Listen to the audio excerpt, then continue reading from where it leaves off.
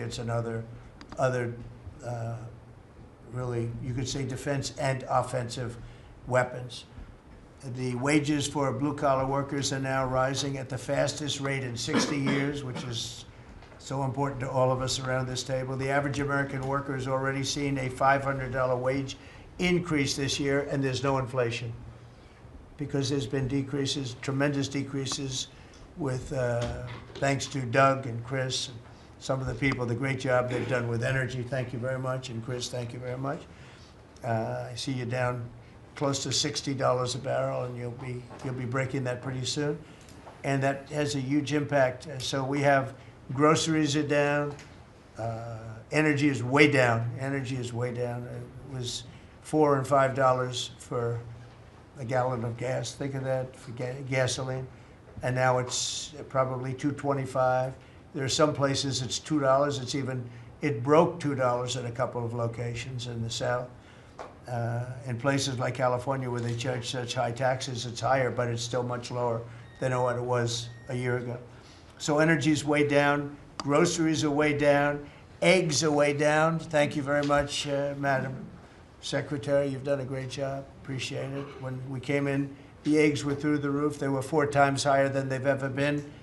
And my first question from you people were, what are you going to do with eggs? I said, what's the problem with eggs? That was caused by Biden, or whoever was operating the auto pen actually caused it, I guess, because I don't think he knew too much about eggs. Factories are booming compared to before I took office. Domestic auto production is going to be, it's going to be so thrilling in 2 years when you see the numbers, because they're building plants all over the country. They're all coming in because of tariffs. They don't want to pay the tariffs. And if they build their plant here, they don't pay the tariffs. And they're pouring into our country, and you know about AI and you know about but the auto plants, that's the good old-fashioned stuff that I love. The auto plants are pouring into the United States of America. They're coming from Mexico, they're coming from Canada, and they're coming from Europe, all over Europe. And it's been pretty amazing. So factories are booming. And when they actually open, right now they're booming in terms of construction. This is something given to me by Mark Zuckerberg. And you'll see this is AI now. These are, I never understood. I said, well, because I built shopping centers, and for $50 million, you can build a very nice shopping center. So I never understood when they said $50 billion for a plant. I said, what the hell kind of a plant is that? But when you look at this, you understand why it's 50 billion. So this is one he's building in Louisiana. That's Meta, Facebook, as people understand it to be. But look at that. That's the size of Manhattan. So that's superimposed over the island of Manhattan. It takes up a big part of Manhattan. I think they say 81% of Manhattan. So these are big things, and they're going up. A lot of them are going up now. I don't know that big. Actually, Mark is building 4 of them, and others are building similar places. And when these things open up, I'll tell you what, our country, we're leading China now in AI, substantially leading China.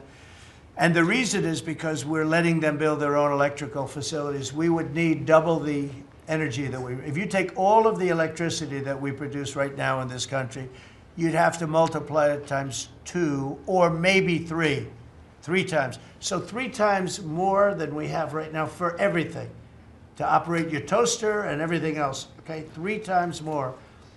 And the way we are able to succeed, because China goes out and builds these massive plants. They're right now building 58 coal, in this case, almost all coal-fired plants. And coal is back with this country too, by the way. There's a reason they use it, because it's good. It works for them. And we call it clean coal. We don't call it coal. We call it clean, even very clean coal. But we have coal going up. We have nuclear going up. Nuclear is very much in vogue now. It's safe and inexpensive and great. We don't allow windmills. We're not allowing any windmills to go up. I mean, unless there's a legal situation where somebody committed to it a long time ago. We don't allow windmills, and we don't want the solar panels that I was speaking with the secretary about, because they take up, thousands of acres of our farmland. You see these big ugly patches of black plastic that comes from China. And the solar is, you know, I like solar in some ways, but for firing up your big plants, it doesn't work. It's very unstable, but it really takes up your farm. The farmers are saying, you know, they're building these massive blotches in the middle of the fields all over the country. It's so crazy. It's so crazy. So we're not heavy into that at all. And windmills, we're just not going to allow them. They're ruining our country. They're ruining everyone. If you look at, I hate to mention countries, but you look at the UK, what's happened at UK, they have energy costs have gone through the roof. It's because of wind. They want to do everything, close up the northern parts of the country. They have oil that's tremendous, and they closed it up, and they've been building windmills all over the place. And I tell them, you're my friends, but man, you're gonna have a bad awakening very soon. It's gonna be very bad. They're ugly. They don't work. They kill your birds. They're bad for the environment. And if you look at them from a house, your house is worth less than 50%. So I'm trying to have people learn about wind real fast, and I think I've done a good job, but not good enough, because some countries are still trying, and they're destroying themselves. Those are countries that are really destroying themselves. I hope they get back to fossil fuel, because right now, Chris, whether we like it or not, fossil fuel is the thing that works, and then you can add nuclear with it and other things, but fossil fuel is what works if we're going to fire up those big monster factories. But if you look at comparing everything before I took office, domestic auto production is up 18,000 cars a month. And we haven't even started yet, because a lot of these plants aren't built. It's up 18,000 because Ford, General Motors, and a couple of others, Stellantis, they're taking their existing plants, and they're, as quickly as they can, they're adding on to them. So when their plants open, because they're building big, modern, beautiful auto plants. But think of that, we're up 18,000 cars a month, and essentially all they've done is try and utilize their space correctly as their big plants open up. It's going to be, I hope they remember that it was this way. I hope this table gets a lot of the credit for what's happening. It gets all of the credit, because this would have never happened. We were going out of business in every way. We were losing. All the car plants were leaving this country. Now they're all coming back in, and they are coming from Canada, and they are coming from Mexico, but they're coming from Germany. They're coming from all over the world.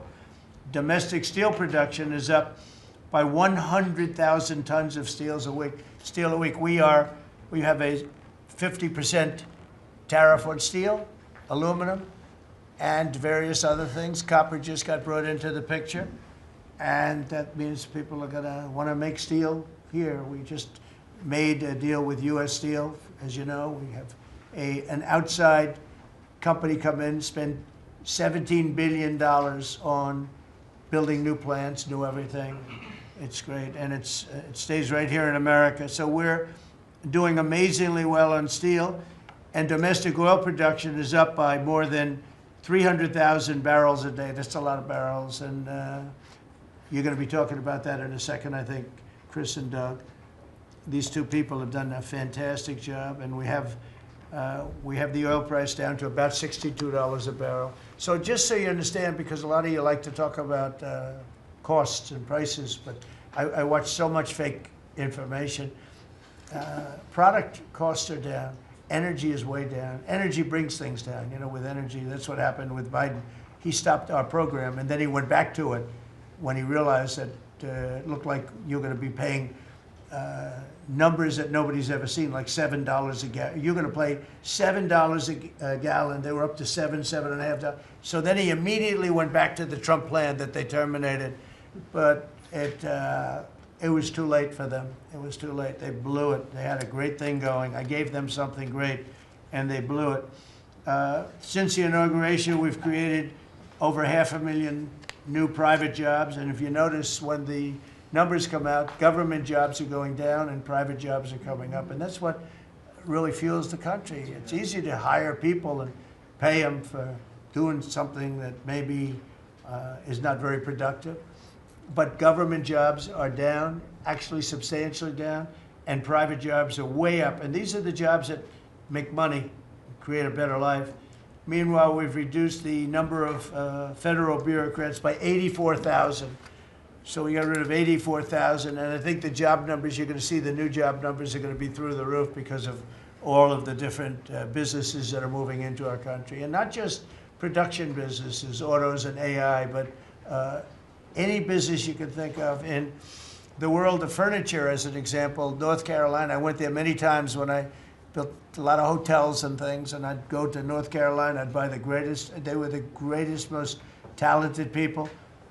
And then China came along and took all of those jobs away. If they would have tariffed them, China wouldn't have taken any of the jobs. We had presidents that, honestly, and I like some of them, but they didn't know what the hell they were doing from a business standpoint, from running the country. And North Carolina, the most talented woodworkers that you've ever seen. I'd be there and I'd watch them. I'd say, I'd like to have a rail in that chair. Maybe, can you fancy it up a little bit? How about this, sir? And they'd hand me a thing. It was like they were artists. They were unbelievable. And that business was stolen from us by others, not only China, but by others. All of a sudden, you're ordering your furniture from China. It was not even close to being as good, but they couldn't compete with it. If we would have said costs 100% or 200% tariff, you wouldn't have lost one job. It's so sad. But we're going to rebuild North Carolina furniture and other places, South Carolina too, to a lesser extent. They make furniture. But furniture, we're going to put a very substantial tariff on. We've already announced it. It'll be done pretty quickly. And when that happens, everyone's going to start. I just tell you, North Carolina, go out and start getting the grandchildren and the children, start teaching them, because some of those incredible artists that I knew as young people, they're older people now, but they still have the talent and they have time left, but they're going to be teaching their sons and their daughters and their grandchildren, and it's going to be a beautiful thing to see. It's going to happen like magic. It's going to happen without question. It's not like, gee, I hope it happens. It's going to happen. The results of Ford that just announced it's going to create 4,000 new jobs, American jobs. Hyundai, 14,000 jobs. General Motors is moving production of the Chevy Blazer and Equinox from Mexico back to the United States where it belongs. Don't forget, we lost 55% of our auto production over the last 35 years. 55%. We were the auto capital of the world. Like there was nobody even think about challenging us. We lost 55% of it to Mexico, Canada, China, a lot to China, and other countries. And it's all coming back. We will be bigger. A couple of years, we'll be bigger than we ever were. We'll be more dominant. We'll be bigger. We make great product, too. We're starting to make really great product. We're going to be bigger than we ever were. We're going to be at the level that it was when we were the only one that really, we sold to the world. And we're going to be back selling to ourselves and other parts of the world. It's not going to be the same, but it's going to be equally as important as it was in the heyday 30 years ago. But we lost more than 50% of the automaking capacity. In fact, the unions, the auto unions, as you know, the top guy didn't know me, didn't like me, and now he likes me. He says, man, I can't believe what Trump has done. But the auto workers voted for me. They understood better than anybody else. The auto workers, the Teamsters voted for me. Teamsters are great. They all voted for me. No Republican has ever gotten the support of the Teamsters and the auto workers. And now the head of the auto workers, I mean, it's so amazing. I watch them on television there. They can't even believe what happened. And I told them all what was going to happen. We secured new market access for American agricultural exports all over the world. Our secretary is doing a great job. Thank you, Brooke. And we have negotiated historic trade deals with the United Kingdom, China, Indonesia, Vietnam, the Philippines, Japan, South Korea, who was here yesterday, and the European Union. Foreign nations are now paying hundreds of billions of dollars straight into our treasury, and numbers that nobody's ever seen before. As you know, we made trade deals with a lot of countries, and many of those countries, just to be able to sit at the table, are paying us hundreds of billions of dollars. We made a trade deal with the European Union. They were rough on us for a long time, and now we have a very good deal. We made that with them. Trillions of dollars is coming into our country. Trillions. Far beyond billions, trillions of dollars. Wouldn't you say, Scott? Yes, sir. And in a short period of time. They have to buy $750 billion worth of our energy product. Energy is great. We have more than anybody else, so we're using it. But the European Union is a done deal, and Japan is done. And, I heard there was a problem with South Korea, but we met yesterday, and they're done. We didn't do anything. We just kept the same deal. He honored the deal. They wanted to see if, well, I don't even want to say it, but they wanted to see if they could do something. But they honored the deal, which is nice. And we cut the previous record-setting trade deficit, I hear just came out. We cut it in half already. We haven't even said, we've only been here really for a few months because, you know, it takes you a little while to fix up the Oval Office and do those things. prepare for the battle, right? So we really only been here for a very short period of time, and we cut the trade deficit in half. Is that right? That's fantastic. I didn't even think we were going to do that. And remember, these are things that are being built. These things, you know, all these numbers up here, they're not open yet. When they open, you're going to see things happen in the United States that nobody's ever seen before, including our country in its heyday. And I had the greatest economy in the history of our country my first 4 years, despite COVID, which was a very unfortunate situation for the whole world. We did a great job with it, never got the credit for the job we did. Operation Warp Speed, people say, is one of the greatest achievements ever in politics or in the military, because it was almost a military procedure. But everybody, including Putin, said that Operation Warp Speed, what you did with that, nobody can believe it. And we did a great job, but it was a horrible, horrible pall over our country. We had a very dark cloud over the world. That was a very, very bad thing that came out of Wuhan, which I said it came out of Wuhan. That's where it came from. And China suffered greatly, but everybody did. But we did a good job with that, as good as you can possibly do, and we came back, and now we're stronger than ever before. If I didn't win this election, this country was gone. I'm telling you, economically it was gone. None of the things that we're talking about would have happened. The whole world was robbing us blind. Friend and foe. They were stealing our jobs, our money, our factories. They were stealing everything. We would have been a shell. We would have been a bankrupt, broken shell.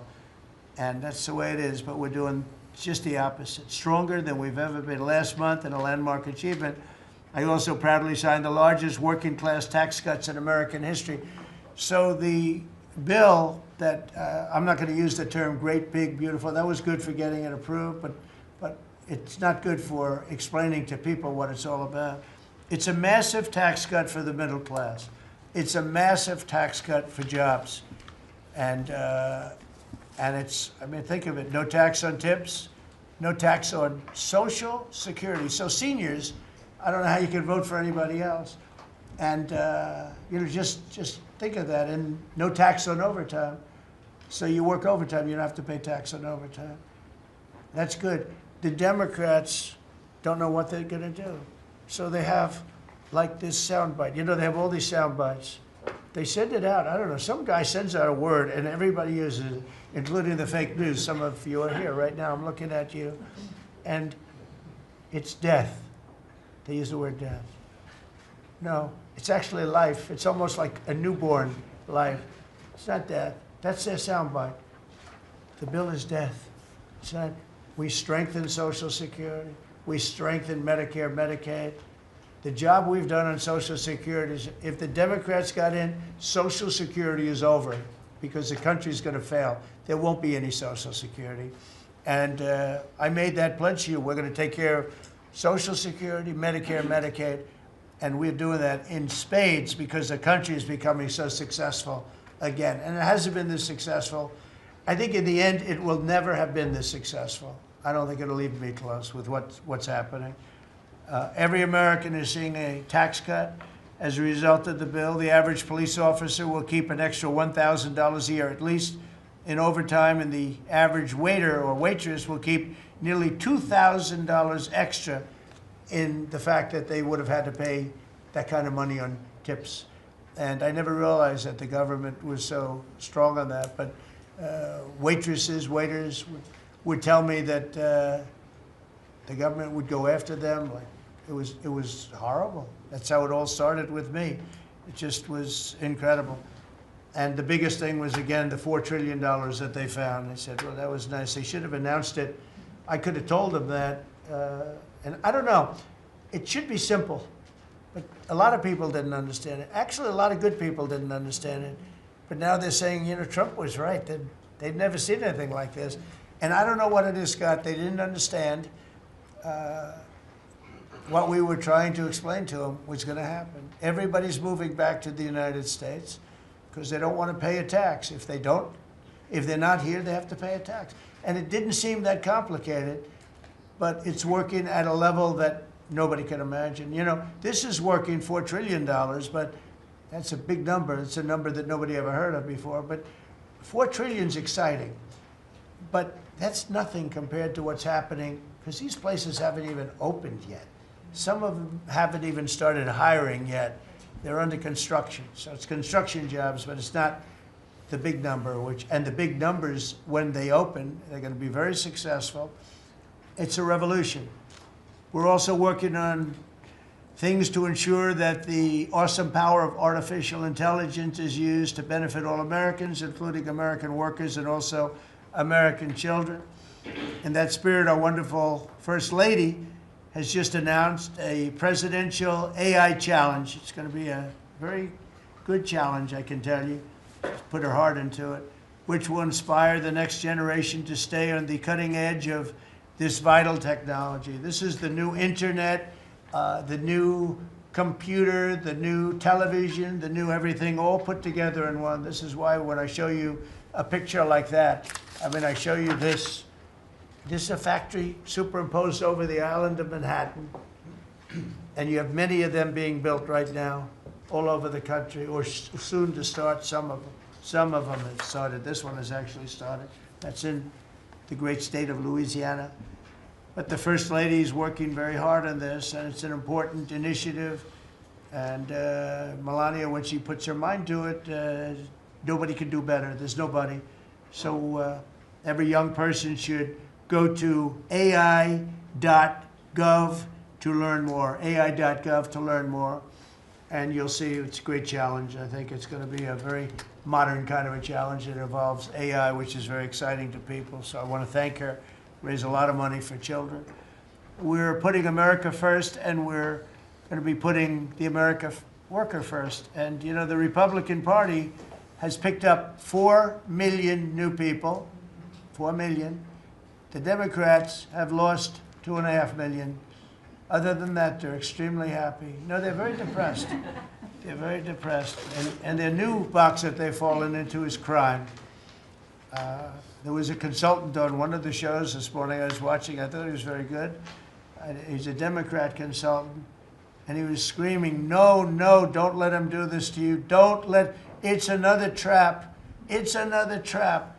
What he's talking about, like men playing in women's sports. They said that's an 80-20. No, it's a 97-3. It's 97-3. Like transgender for everybody. They fought for it. They're still fighting for it. I saw a guy today, a politician that you all know very well, fighting like hell for men playing in women's sports. You don't understand. They're human beings also. Well, I agree they're human beings. But you can't have a 7-foot guy playing basketball with the women. You know, it's just one of those little problems in life. And we all have our place. That's okay. I've got my place too. But this guy's screaming, it's another trap. And this is the worst of all. He said, because this is crime. Trump is saying he's against crime and they're for crime. No, he's going, it was funny. No, it's a trap. Don't do it. And then I saw this poor, stupid Chuck Schumer, the guy. He looks like he's aged 100 years. And I don't like getting into looks. You know, looks don't mean anything, right? When you're in politics, looks don't matter. I look at Pam, I would never say she's beautiful because that'd be the end of my political career. Laurie, secretary. But I will tell you, this is the best of all. And they're going to fight me. like this slob of a governor you have in Illinois. This poor guy got thrown out of his business by his family. I know the family. I was partners with the family. Nice family. I like the family, but he was no good. They threw him out. He's governor of Illinois, and he goes about Trump, we don't need his help. Chicago is the worst. These places are really bad. Crime in D.C. was the worst it ever was. You know, they make up stories. Crime in D.C. was the worst ever in history. And now, over the last 13 days, we've worked so hard. We've taken so many, there are many left, but we've taken so many criminals, over 1,000. I watched a man from Maryland who said to me, I mean, sir, you're the greatest president. You're doing an unbelievable job. What a great job. Governor Moore, has anyone heard of him? Mm-hmm. He's another hopeful for president. I don't think so. But I met him, and I didn't realize it was on camera. Did you see they caught him on camera? I was at a game, I don't know, like the Army-Navy game or something. And I met him in a hallway. And as usual, you do your job very well. One of these great cameramen had it on tape. But I met this gentleman. I never met him before. Sir, you're doing a great job. You're doing an unbelievable job. Thank you very much. But then he goes on television and says, oh, Trump is a dictator. He's a dictator. And a lot of people have so the line is that I'm a dictator, but I stop crime. So a lot of people say, you know, if that's the case, I'd rather have a dictator. But I'm not a dictator. I just know how to stop crime. And you would think that Illinois would have such a problem with crime, such a bad governor. He should be calling me, and he should be saying, could you send over the troops, please? It's out of control. It's out of control. In New York, it's out of control. Not as bad as Illinois, by the way. Not even close. In California, you would have not had the Olympics had I not sent in the troops. We sent in the National Guard. They did a fantastic job. We have the Olympics. We have the World Cup coming. I got them in my first term. And I was really sad because I said, oh, boy, I got them, and I won't be president. And little things happen. Thank you, God. Thank you. Little things happen. Think of it. You could ask Johnny. Johnny would tell you he's the head of World Cup. He's a great guy, too, great commissioner. But he's the head of the World Cup. He said, Trump is the only reason we're doing this. And the sad part is that I was not going to have it. I would have to be, probably I wouldn't have even been invited to the game, depending on who's president, right? And I got that. I did not get 250, okay?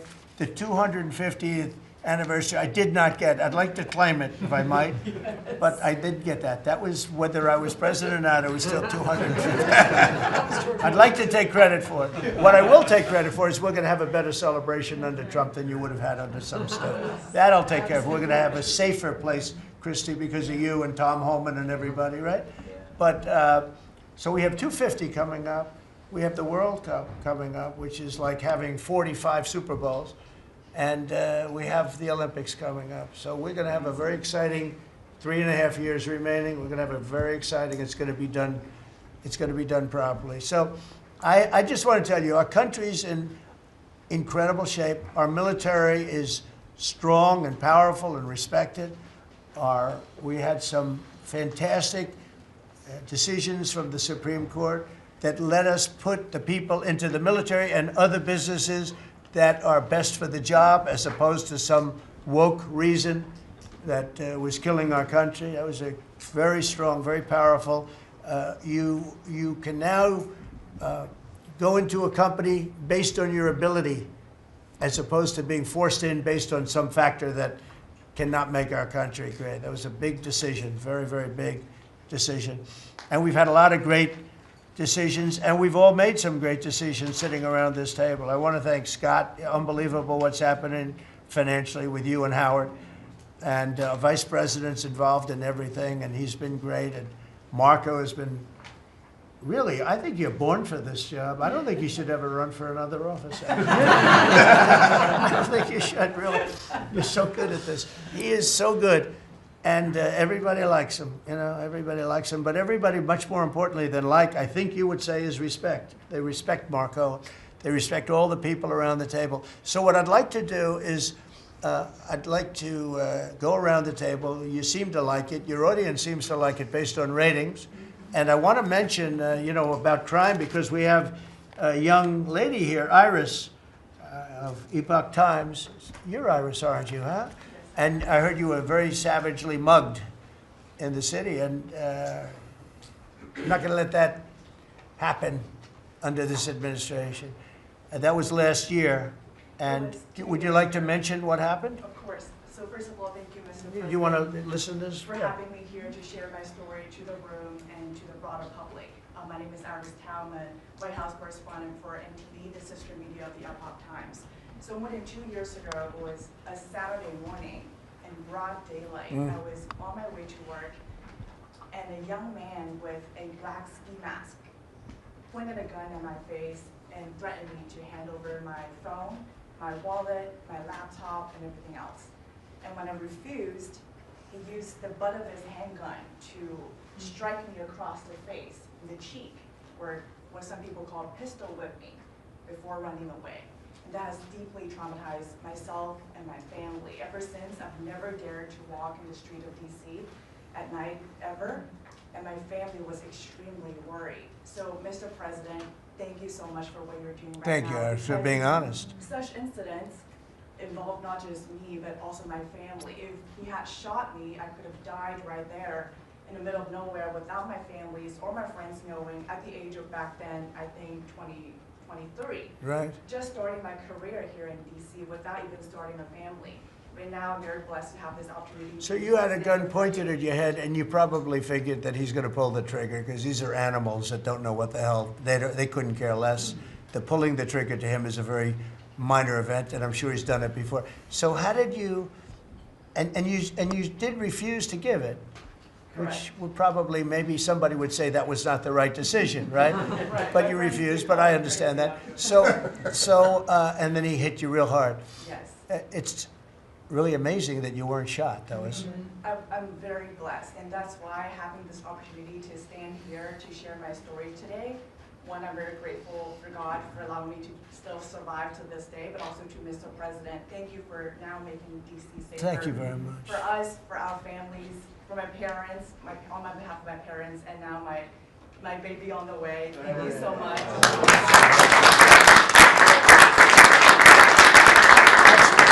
And there are other reporters and journalists, good people, and you don't have to say it, but that have also been attacked violently. And not violently, too, pretty badly. But, and I bet you see a big difference in the streets right now. And this is only 12 days, but people are telling me they're going out to dinner now. They haven't, I told the story of my friend, but I have a lot of friends that are going out to dinner all the time now in D.C., and they weren't doing it 12 days ago. They would never even think. One of my friends went out 5 times. It was 4 times the last time I told. Now it's 5 times. He said, I love going out to dinner, and restaurants are starting to open again. A lot of them closed because, you know, nobody wanted to go into a restaurant. Nobody wanted to get to a restaurant or even sit in the restaurant. But you see a big difference now, don't you? I do pass by Union Station every day on my way home, and I do feel a lot safer seeing the trucks right outside, seeing the National Guard troops members right outside. It just made me feel like I'm hopeful about DC again, and one day hopefully we can raise our family here. Thank you very much. That's nice. And those are tough troops, too. Those are not politically correct troops. We don't have politically correct anymore. We have tough guys, tough people, including some tough women. But we have tough people, and when you look at them, I'll tell you, they showed one scene where a bunch of Trinidad guys or whatever, maybe MS-13, maybe MSDNC, okay? Because to me, they're worse. I think they're worse. MSNBC maybe is worse than Trinidad. Real scum, real dishonest people. But anyway, but they went into this gang. I think it was Trinidad, Venezuela, and they weren't nice to this group of people. The gang was calling them sir. Yes, sir. Yes, sir. Get out of here. Get the hell out of here. You're no good. Get out of here. And yes, sir. Yes, sir. Yes. These are people that beat up people all day long, and they're calling these soldiers. That's what they are. They're real soldiers. There's no games. I said, you don't have to be politically correct. And you know the way they used to spit in the face of the soldiers, with the soldiers standing like this, and you'd have some guy or some woman sometimes screaming at them from 1 inch away. They're standing there, and they're told you cannot do anything, and they start spitting, actually spitting in their face. And I said, you spit, we hit. And they're totally authorized to do that, all of those things. But your story is great, and there are other stories here, but they don't have to tell them. But some people are ashamed to tell them. They don't want to tell them. But it was like a jungle, and it's not a jungle anymore. And it's going to get so good that this will be the safest capital there is. It'll be one of the safest places in our nation, anywhere. And right now, it's one of the most unsafe places, but not now. 12 days ago, it was the most unsafe place in our nation. And they have to stop issuing false crime numbers because, I mean, I heard the mayor, and I like the mayor, you know, fine. I don't care if I like her or not. If she did her job, I wish she were a horrible person who did her job. But she's probably nice, I guess. I don't care. I want her to do a job. But they issue false numbers. She said, crime is down, you know, before we got, now they can say crime is down. Crime is very much down. But what they did is they issued numbers. It's the best in 30 years. Not the best. It's the worst. It's the worst. It's much worse. And they gave phony numbers. And then they fired the man who didn't want to write the phony numbers. He got fired. And I guess that whole situation's under investigation because it's a very important thing, Pam. I mean, if they're going to give these phony numbers, it's a false feeling that you get crime, you have to do something about it. And you can't go around saying, oh, Washington, D.C. safe, if it's not. It's going to be very safe very soon. It's very safe right now. You're going to go out, have dinner. People are going out all over the place. They're walking. I have people that work in government, strong, tough cookies. They can take care of themselves. But it doesn't help to have big, strong muscles. And I work out. If a guy's over there with a gun shooting you in your face, you can be the strongest guy in the world. A guy has a gun, shoots you in the face. It doesn't matter how much you've worked out, how many weights you've lifted, how hard you work. And so we have the toughest guys and we have the best guys. And I'm willing to go to Chicago, which is a big trouble, but we have a governor that refuses to admit he has problems, huge problems. Baltimore, Wes Moore was telling me I want to walk with the president. Well, I said, I want to walk with you too someday, but first you got to clean up your crime because I'm not walking in Baltimore right now. Baltimore is a hellhole. And this guy, I don't even think he knows it. He's another candidate for president. Between him and Newsom, you got some real beauties, I'll tell you. But if we didn't go into Los Angeles, you wouldn't have the Olympics, in my opinion. You wouldn't have the Olympics. We went in, and the sheriff, the boss, said, thank God they're here. You could see his tape. He said, we were not able to control what was happening. That was the sheriff. And he said it loud and clear. And you know, they're suing us for going in and cleaning up crime. And yet their own sheriff said, on the first or second night, he said, we could have never handled. That was going to be, you were not going to have the Olympics or the World Cup, because that would be, there wouldn't be anything left. They shouldn't have lost 25,000 houses. The water was turned off from the Pacific Northwest. And I was after them in my first administration, turn on the water, turn it on. Nobody could have believed this could have happened. But they had no water in the fire hydrants. They had no water in the sprinkler systems that people put up in their ceilings. There was no water. And yet we have tremendous amounts of water. They send it all into the Pacific Ocean, trying to protect a certain little fish. It's not doing well because it doesn't do well without water either. And it shouldn't be protected because it shouldn't be a protected species, but I think that's actually just an excuse.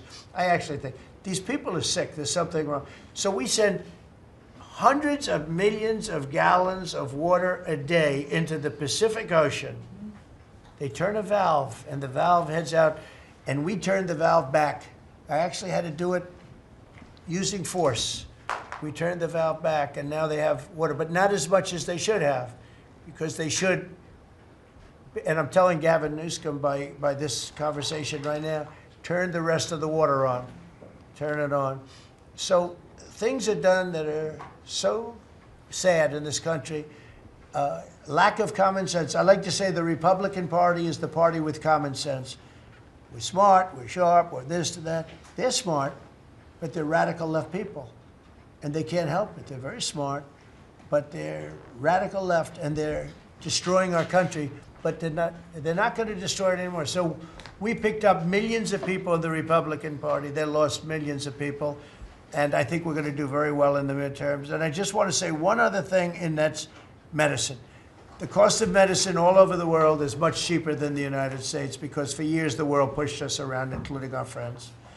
And you go to Germany, you go to England, you go to different places, and you go to a store, and it's sometimes 10% of what we pay in the United States because they said, nope, we're not paying any more.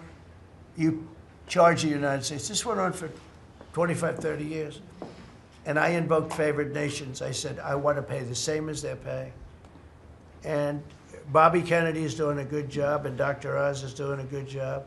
And I asked them, I mean, other than the basics that they're doing on autism and other things, which we got to solve that problem because it's crazy what's happening, it's out of hand.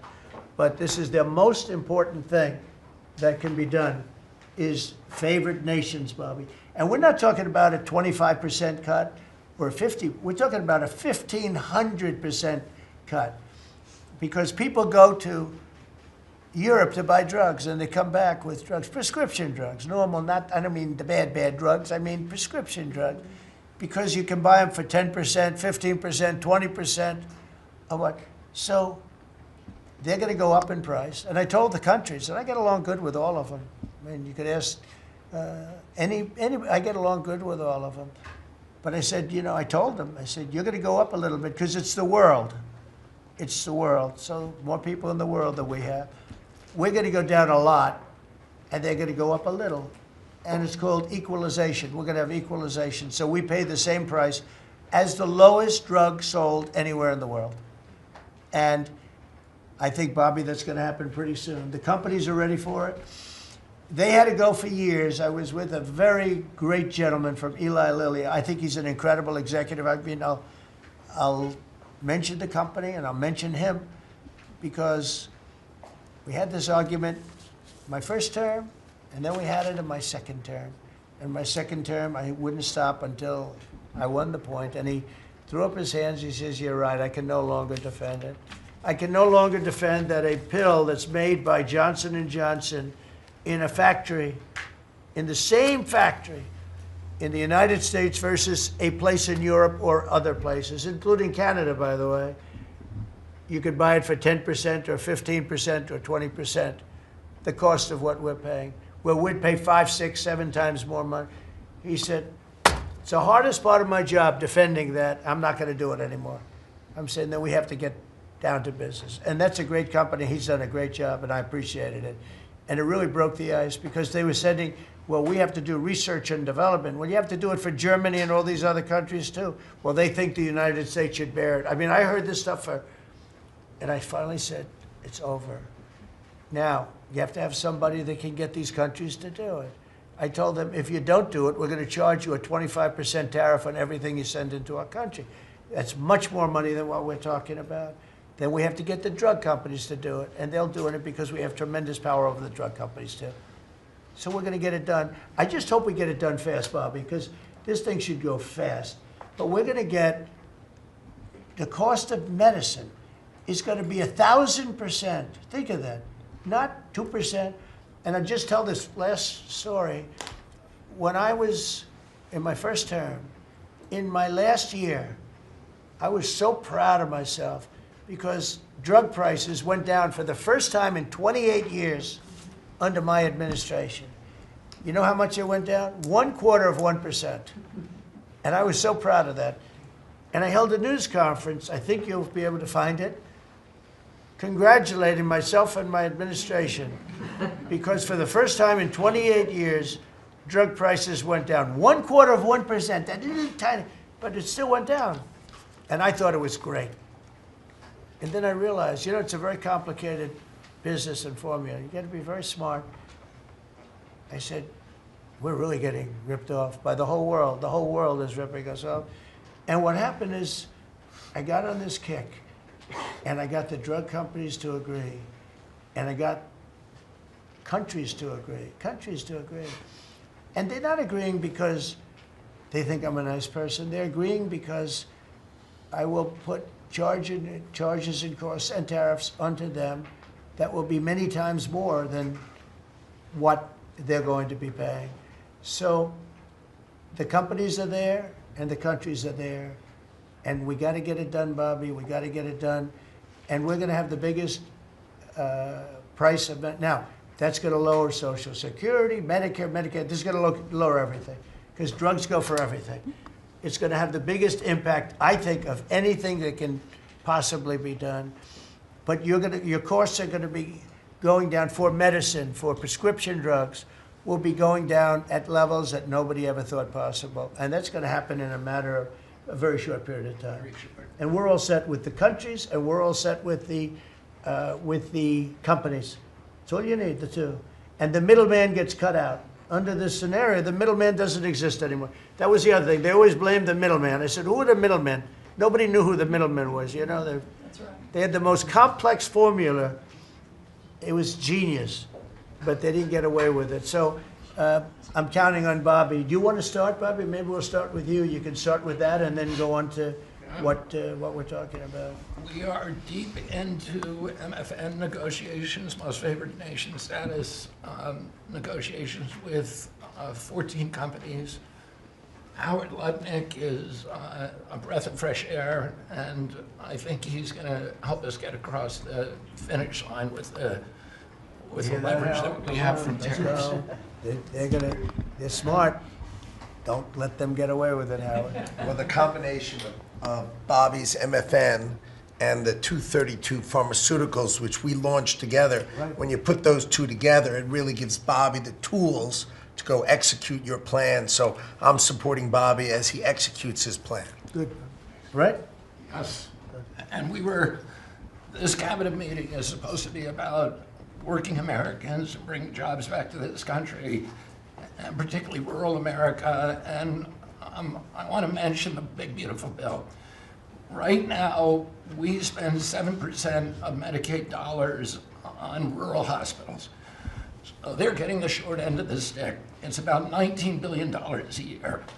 Under the Rural Transformation Program, we give them an extra $10 billion a year. So we're raising an infusion of cash to rural hospitals and rural communities by 50%. It's going to be the biggest infusion in history, and it's going to restore and revitalize these communities. And we can't survive as a nation if we don't honor our rural communities, which are the source of our values, our virtues, our character, our economy, our food. And you are bringing that back. You are bringing those communities back. I wanted to talk, because you mentioned the wind farms, we now have an interdepartmental coalition, a team, which is Doug Burgum and Howard Lutnick and Chris Wright and Pete Hegseth. We're all working on this issue. And Lee. We're all working together on this issue. We're meeting together. There are right now 11 wind farms planned that were launched during the Biden administration. Between Maine and Virginia, it's 1,130 towers. These towers are twice the size of the Washington Monument. The blades on them They're are massive. It's so crazy. the Go ahead. blades are 350 feet long, one blade. One of these blades blew up on Nantucket last summer, and the water was filled with shards of glass, of sharp glass, so it's dangerous to swim. They had to close the beaches, but they have indemnified themselves so the local communities can't sue them. None of these projects are bonded. If you build an oil derrick in the Gulf, you got to put a bond down. There's no bond for dismantling them, and that's one of the tools that Doug is now using to challenge some of these projects. None of the cost of energy from these projects is 39 cents a kilowatt hour. The average cost in this country is 17 cents per kilowatt hour. And natural gas is 3 cents. Right. So it is the most expensive energy. I've been representing commercial fishermen for 40 years. They are so excited about what you're doing, Mr. President, because their fisheries are being wiped out. As soon as they begin construction, the groundfish fisheries just disappear. The fish leave the area. They've killed 160 whales in the last 2 years. So they're wiping out the whale population, the Atlantic whale population, the big whales, the minkies, the gray whale, or the humpback whales, the right whales. And you are going to save the whales on the East Coast because of this. And you're going to save these economies that are based upon commercial fishing. I'll say one other thing about fishing. We are now, the South Asian nations are now dumping shrimp on our country. The shrimp is heavily contaminated. We just stopped a shipment that was contaminated with cesium-157, which is radioactive. They're farming these shrimps, and they use bactericides and antibiotics and all kinds of chemicals, and the shrimp are so contaminated that the European nations won't take them, so they're dumping them all here, and they're putting out of business. We have the most sustainable, highly regulated fishery in the world. What our fishermen do is a good thing. And all the trawlers in the Gulf and Alaska are being shut down because we're getting shrimp dumped here. So we have now increased FDA inspections of shrimp to make sure that Americans are not buying and eating contaminated shrimp and putting our shrimpers out of business. I talked just very briefly, we have an historic agreement on pre-authorization. We brought together 80% of the insurance industry, which has agreed to, for 80% of diseases and injuries, give immediate pre-authorization so that when you go to your doctor's office and he prescribes you a new knee or whatever it is, you will immediately know whether your insurance company is going to pay for it. This is an historic agreement. People have been trying to do it for decades, and we, because of your leadership, brought the insurance industry together and got them to voluntarily agree to do this. Similarly, we've made another historic agreement with personal health records. The 60 biggest tech companies in our country have all agreed to allow Americans for the first time access to their personal data, which they own, which these companies have been monetizing without permission. You're going to be able to see by next year all of your health records on your cell phone. It's going to save lives. It is going to fuel an infusion of technology into that space where people can access those records. They can compare their diet to what they personally need, and we'll have personalized medicine. We are doing price transparency. You passed this during your first term, and then the Biden administration refused to enforce it. We've now brought at HHS, under your leadership and my leadership, more enforcement actions than during the entire 4 years of the Biden administration. Right. So we're going to have that kind of price transparency. I'm working with Linda on forcing medical schools. And the MCATs, the people who administer the MCATs, the people who do accreditations, to put nutrition into medical school education.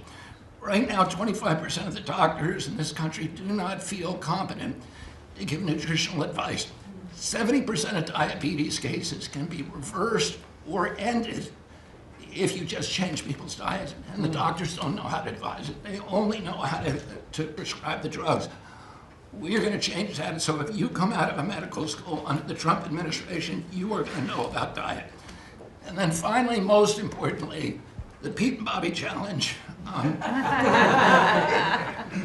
want to give an update. Pete got, or I got 5 minutes and 48. It's 100 push-ups, 50 pull-ups, and you try to do it within 10 minutes. I got 5 minutes and 48 seconds. Pete beat me. I'm still bitter at that. 5 minutes and 25. The cabinet leader is Scott Turner. You beat me. That's good. Got 5 minutes and 15 seconds. I'm waiting for reports from the rest of the cabinet. The only exemptions currently existing is if you can hit a 50 at Bedminster, which President Trump did with Bryce and DeChambeau, so he's the only one exempt in this room. That's great, Bobby. Bobby, autism, if I could, just, I don't want to go too long because we have a lot of people, but the autism is such a tremendous horror show what's happening in our country and some other countries, but mostly our country. How are you doing on that? We are doing very well. We will have announcements as promised in September. We're finding interventions, certain interventions now that are clearly, almost certainly causing autism. And we're going to be able to address those in September. It's such a big day. I'm looking forward to that day because there's something wrong when you see the kind of numbers that you have today versus 20 years ago. And those numbers, what are those numbers, Bob? Well, in 1970, the biggest epidemiological study in history was done in Wisconsin. They looked at 900,000 children and they were looking for autism. They knew what it looked like. And they were very, very precise about it, and they found an incident rate of 0.7, in other words, less than 1 per every 10,000 children. Today, our most recent numbers are 1 in every 31 kids. It's probably actually much worse than that because California, which has the best collection system, is reporting 1 out of every 19 children, American children, has autism, 1 in every 12.5 boys. So it's gone from less than 1 in 10,000 in 1970 to 1 in 12.5 boys. Think of those numbers. So there has to be something artificially causing this, meaning a drug or something. And I know you're looking very strongly at different things, and I hope you can come out with that as soon as possible. We will. So 1 in 10,000, and now it's 1 in 31 or 34 or 12 if it's a boy. Can you imagine that? 1 in 12. That's for a boy. 1 in every 12.5 boys. It's not even believable that that could be. And that was 1 in 10,000 not so long ago. I've been hearing these numbers, and they get worse and worse every year. There's got to be something. I think there's nothing, including favored nations and everything else, there's nothing that can be, if you can find out the reason that that's happening, and I know we're gonna do some things. I think it's. I think we maybe know the reason, and I look forward to that press conference, to be with you on that press conference. That's going to be a great thing. Thank you, Bob. You're doing a great job. Linda, how about it? And we want nothing less than $500 million from Harvard. Don't negotiate, Linda. They've been very bad. Don't negotiate. Go ahead. All that's working. Well, Mr. President, thank you very much. Since we are focusing today on Labor Day, and I know that Kelly and Lori are both going to echo some of the things that I'll say as well, we are really focusing, on our workforce. But what I'm finding with great joy around the country is that states really are being innovative and working more with middle schools and with high schools to make sure that we are having hands-on learning. There are pathways to jobs that are happening now. And if we see more and more of our community colleges working with our middle schools and our high schools so that high school students are graduating not only with a diploma, but a certificate that they have worked with, perhaps with a Toyota or another company that is coming in, public-private partnerships. And they're learning on the job so that when they graduate from high school, they're ready to go into the workforce, because we know with all of these wonderful jobs that are coming back into the country through AI, through just our normal jobs, we need electricians, HVAC operators, etc. If we don't have this training, we're not going to have the workforce we need for all these wonderful jobs. So governors are really excited about this prospect. I've been now to several states and visited community colleges and tech schools with governors, and they're just all on board for getting this done. I think it's one of the best things that we're hearing relative to the job market. So we're just kind of focusing on that for today. So we're bringing education back to the states, to put it in a more simple fashion. We're going to let the states educate our children again. And we're rated out of 40 countries, we're 38, 39, or 40. So obviously, it's not working what they've been doing for the last 30, 40 years. And if you go back, the best are like Norway, Denmark, Sweden, some of the other, Finland, they're very highly rated. If you go back to just take a look at anything you want to do, you just look at us in the past. If we gave Iowa or gave Indiana or gave, and I don't say every one of them. You know, a guy like Gavin Newsom's not going to do well. Certain states won't do well. But even California, you cut it up into sections. You have Riverside, you have this, you have that. You cut it into 5 sections. And, you know, if you had a good governor, you'd be able to do well. But certain states will be able to compete with Denmark, Norway, Sweden, and everyone. It'll be just as good. So I figure you have close to 40 of those states. Mm-hmm. And then you'll have 10, you'll have 5 that won't be very good. You have 5 disasters, and we'll have to work on those disasters. But for the most part, we will have education that will go zooming up in those charts, just like we have in everything else we've done. And I think it's one of the most important things we're doing at this table. So bringing education back to the states where you have the parents running it, where you have the school boards, they're local. We have people running from Washington that have never even been to the state that they're in charge of. They've never even been there, and I don't think they care about it. So we want to close up the Washington buildings, sell the buildings off, let somebody else get rich with the real estate, because it'll be a crime-free city. By the way, speaking of that, anybody murders something in the Capitol, capital punishment, capital punishment. If somebody kills somebody in the Capitol, Washington, D.C., we're going to be seeking the death penalty. And that's a very strong preventative. And everybody that's heard it agrees with it. I don't know if we're ready for it in this country, but where you have it, it is, we have no choice. So in D.C. and Washington, states are going to have to make their own decision. But if somebody kills somebody, like you could have been killed, very lucky you didn't get killed, it's the death penalty, okay? Fantastic job you're doing. Thank you, Linda. Very much appreciated. How are you doing with the colleges, by the way? You're doing some pretty good work in terms of getting them to treat people fairly. Well, interestingly enough, since we've been negotiating with some of the Ivy League schools, I have presidents of universities calling every single week. They want to sit down and talk to us about all of the steps that they are taking, because they would like to not come under the same investigative program, and so it is having its desired effect. That's great. So if you fire a shot across the bow, the big guys, the people kind of step in line and know you mean business, and we have teeth in these agreements, and I'm proud of the work that we're doing there. Well, they misbehaved, and some of these schools are getting billions and billions of dollars, and they misbehave, so that's it. And so one way or the other, we're going to win that whole thing. It's going to straighten them out. Okay? Thank you. Great job. Thank you. Lee, please.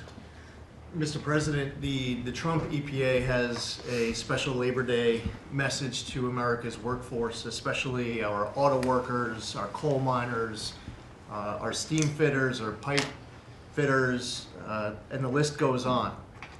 See what a difference a year makes.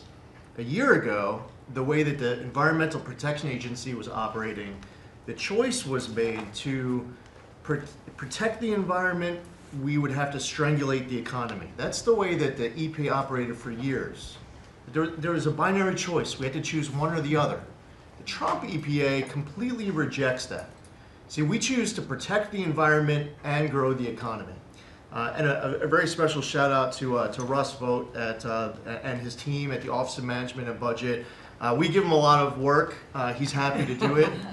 Dozens of different deregulatory actions. We just announced a proposed rescission of the 2009 Obama EPA endangerment finding, all of the light, medium, and heavy-duty vehicle regulations that followed. It is the single largest deregulatory action in the history of the United States government. And when you add up the dozens of different actions that we have announced and that we're working through, in one agency in 1 year, we'll do more deregulation than entire federal governments have done across all agencies, across entire presidencies. And what we are accomplishing would not be possible if not for the support of the rest of this team you've assembled around this table. The well-oiled, well-wired machine at the White House, led by Susie Wiles, and the DCOSP, the policy shop, led by Stephen Miller, they have been amazing to work with. I was just in Iowa with Administrator Leffler, who made an announcement with Secretary Rollins to reverse the deratement on diesel exhaust fluid systems.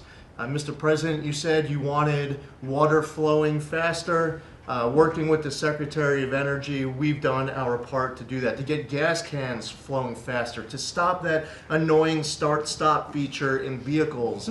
See, people out there might say, well, why are you focused on all of these little things? If it's little to you, it doesn't mean that it's not a very big deal for millions of other Americans. The charge was clear when you called me in November and you asked me to do this job. Clean air, land, and water for all Americans. Unleash energy dominance.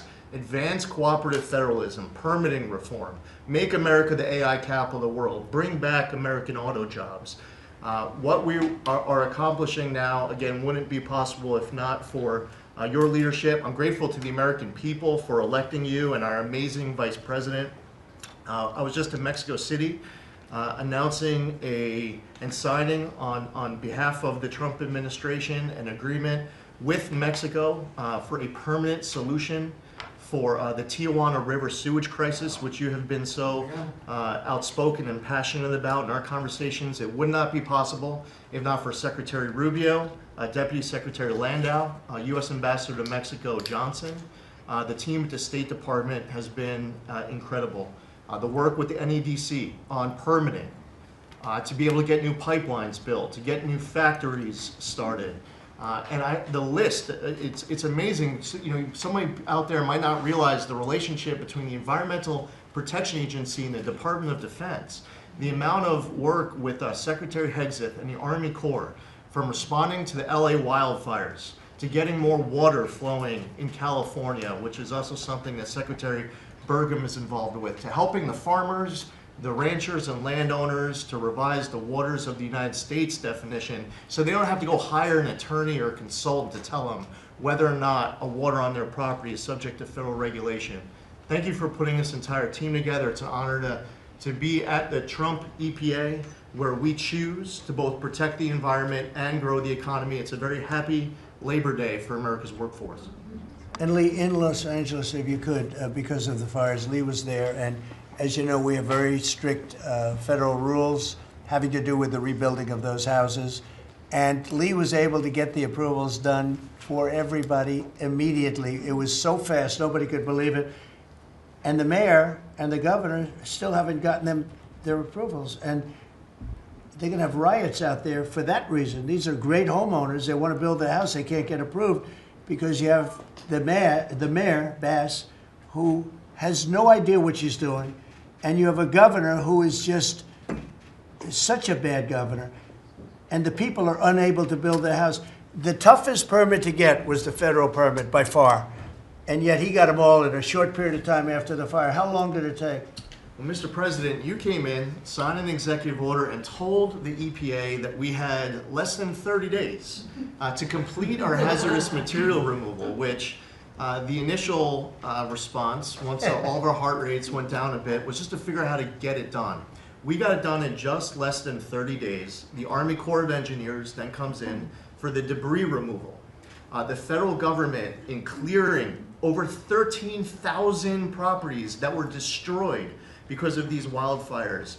We've got to the point today where property owners all across Los Angeles, they're grateful to the Trump administration. They're happy that we did our part, but they are desperate to rebuild. And there is not a single green light approval that they are waiting for from the Environmental Protection Agency. The EPA and the Army Corps of Engineers proudly have done our work. It's important for those local officials to let these property owners build on their land. It's their property. It doesn't belong to the mayor of Los Angeles. And they need to represent their people better. They're ready to build. When will they have their permits from Los Angeles? Well, here's the problem, Mr. President, is that they have been ready since the moment we were done with the federal part. I mean, I was visiting a week after. Actually, I thought my first trip was going to be to Los Angeles. However, the moment I got confirmed, the vice president said, "You're going to East Palestine right away."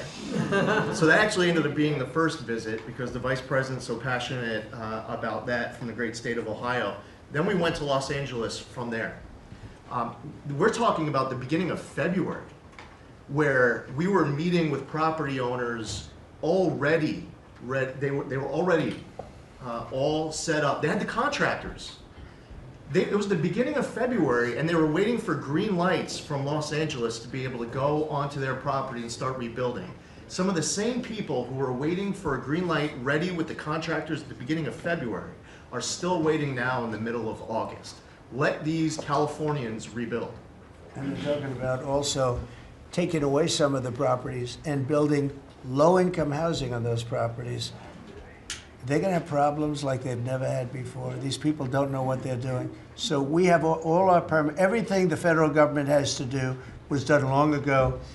They should have been, I went to a town hall with Lee, but we were there and the mayor was saying it would take 2 years, maybe 3 years to get this approved. I said, no, not 2 years, 2 days. They should have it in 2 days. And I toured the site and I met 100 homeowners, all standing in front of this site a couple of days after the fire, and they were ready to go right then. They wanted to just build right then. And the city won't let them do it. Los Angeles, I don't think it's that they won't. I think they're incompetent, okay, to be honest with you. I think they just don't know how to go about it. It is so badly run by Newscomb and by Mayor Bass. Mayor Bass, she was in Africa during the fire. She knew the fire was starting to rage, and she decided to take a trip to Africa. These people are they're just bad. You know, you talk about make America great again. They could never make America great again, but we are doing that. Congratulations, you found some interesting things, Tulsi. Sir. She's becoming a bigger and bigger star every day. She found a lot of good things. Go ahead. Thank you, sir. As we approach Labor Day weekend here, this is just such a great opportunity really to recognize your leadership as a true champion for working people. And I know we'll hear, as we go around the table here, how your focus singularly on putting the well-being and interests of the American people first is that common thread that we're seeing in your policies being implemented across your administration. For ODNI, number one, our focus is and must always be making sure that our intelligence community is focused on our mission, keeping the American people safe, secure, and free. We're doing great work on this front. I'll point out our National Counterterrorism Center, led by Director Joe Kent, are working across different agencies with Homeland Security, DEA, FBI, and others to catch terrorists, both those who are trying to come into our country, those who may already be in our country. They are finding the worst of the cartel bosses and making sure that they're not able to continue to wreak havoc and terror in our communities. Secondly, Mr. President, you have charged me with the mission of finding the truth and telling the truth to the American people. And we've exposed some of the worst examples of the weaponization of intelligence in the last several weeks. I will continue down that mission and that path wherever it leads.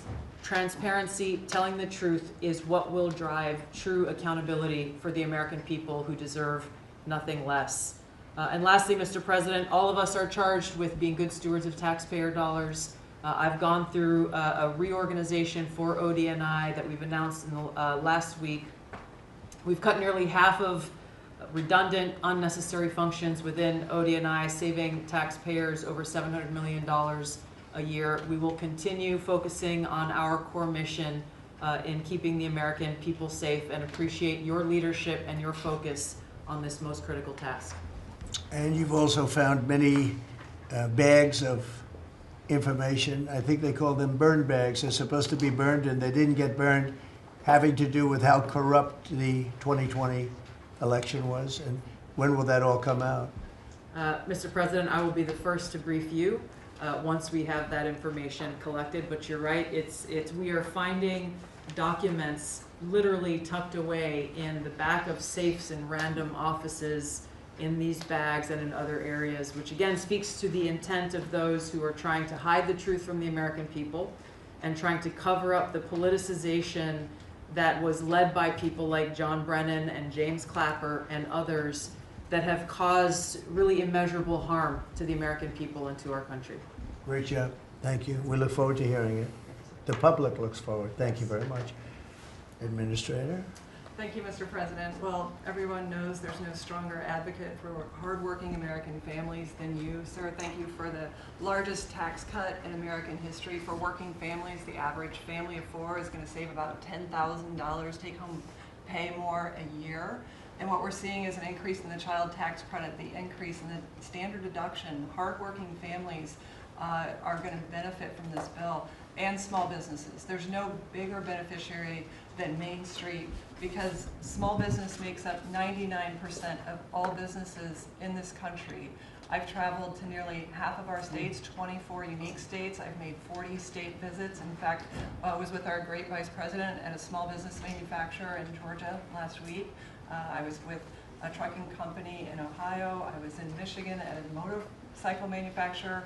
The return of Made in America is going to be driven by small businesses, because 98% of all of our manufacturers in America are small and medium businesses, 600,000 factories that employ 5 million people. And as Secretary McMahon mentioned, this work-based learning that is going on in professional and trade schools is real. I've visited them from Utah to Maine to Georgia and seen this revolution in education happening. So small businesses need skilled labor. Now that you solve for inflation, for the taxes, every Democrat voted for a $4 trillion tax increase on the backs of hardworking Americans. And so you prevented that. And now we've got fair trade. And thanks to Administrator Zeldin, we're seeing deregulation. I mean, this diesel exhaust fluid crushed farmers and construction and other heavy industry. So rolling that back makes a real difference for small business. And your domestic economic agenda is amplified through small businesses, which is why small business optimism is above its 53-year average, finally. Yeah. And so Main Street appreciates it. What Main Street wants now is a rate cut. They feel burdened by high interest rates. They would grow higher and expand more if they could, but the interest rates are really hurting them. And finally, I want to say thank you for your executive order on debanking. We're about to announce a major investigation on debanking. It happened to you and your family. It happened to me. It happened to thousands and thousands of Americans, and unfortunately, disproportionately on those that had conservative values, on Christians, on pro-life, on 2A businesses.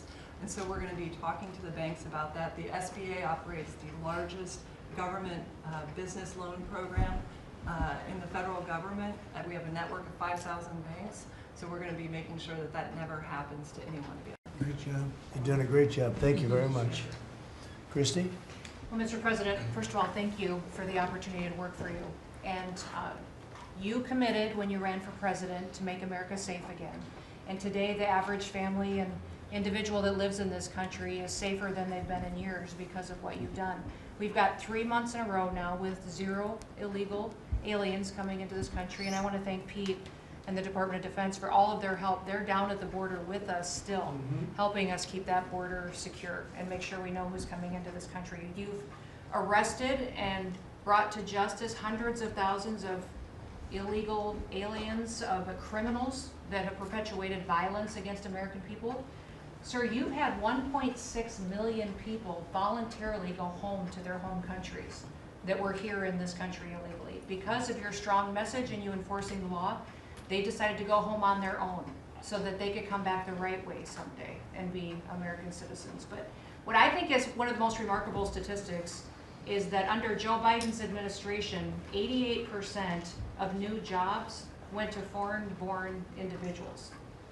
Under your administration, 2.5 Americans have jobs today that they didn't under the previous administration. And they have those jobs because you created opportunities.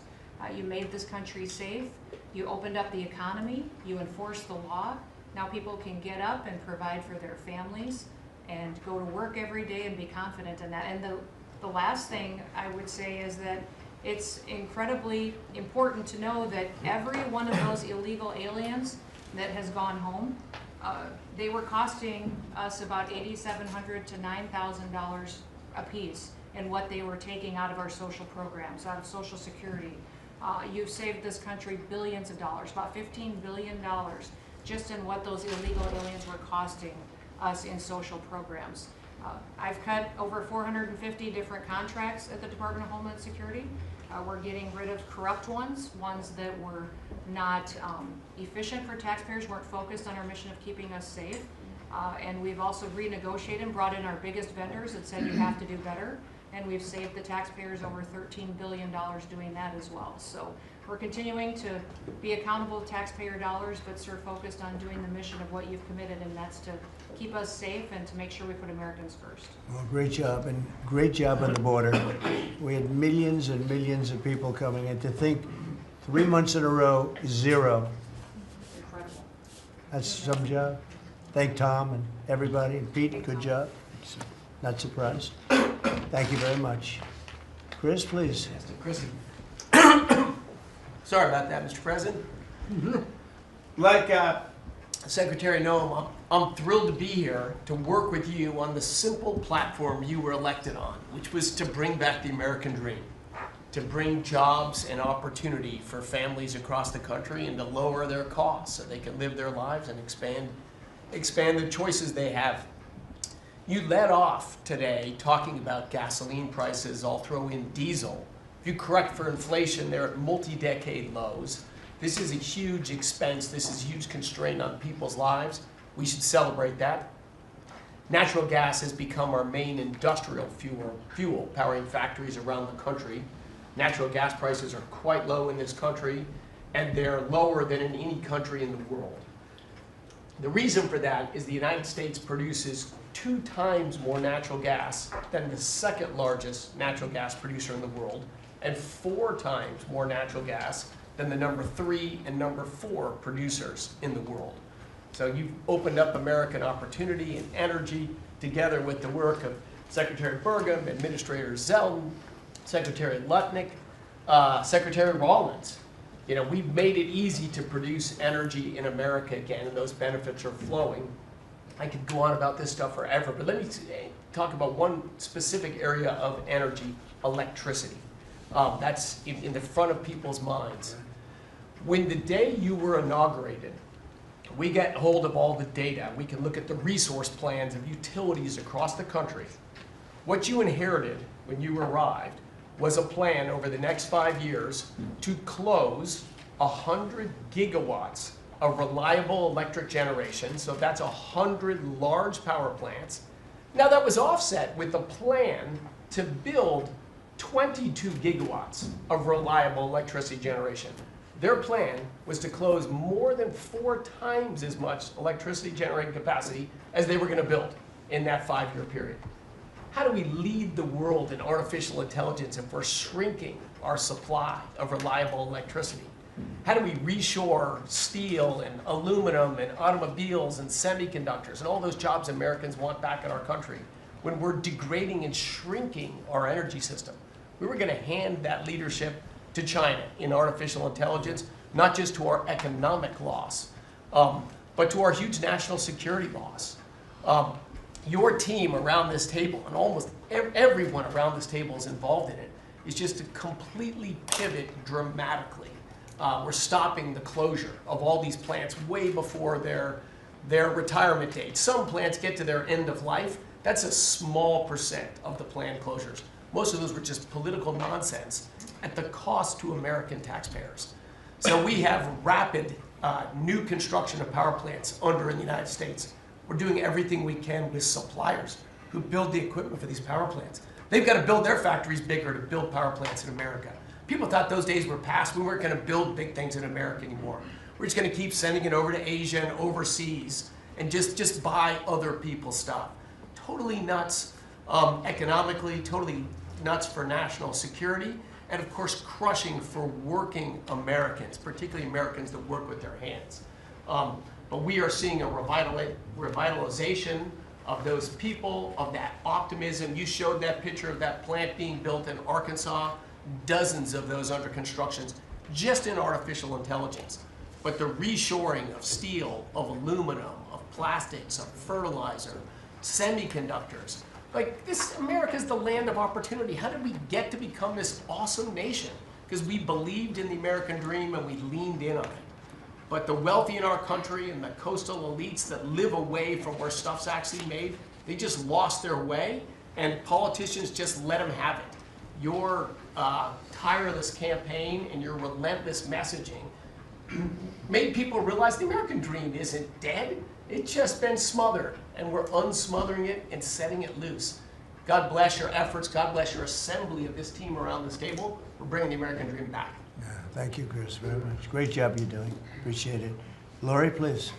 Mr. President, everybody here who spoke works at the Department of Labor, clearly, which I love. They have all the correct talking points, but I think that's a testament again that we are all working together every single day. We talk to each other often, and the workforce, the skilled workforce, the education factor, retirees, it's been so important because they all touch the Department of Labor, and I have the opportunity to work with every single one. If you all haven't stopped by the Department of Labor, Mr. President, I invite you to see your big, beautiful face on a banner in front of the Department of Labor, because you are really the transformational president of the American worker, along with the American flag and President Roosevelt, because we're bringing business and labor together. And I was so honored to unveil that yesterday, and everybody is taking note of that. You also mentioned crime, and I think it's been important for my colleagues to recognize that now American workers can return to work and feel safe.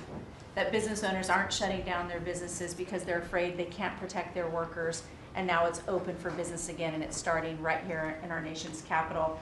Many things have been mentioned about consumer confidence up, unemployment is holding steady, and more than 2 million net jobs for native-born Americans has been key under your leadership.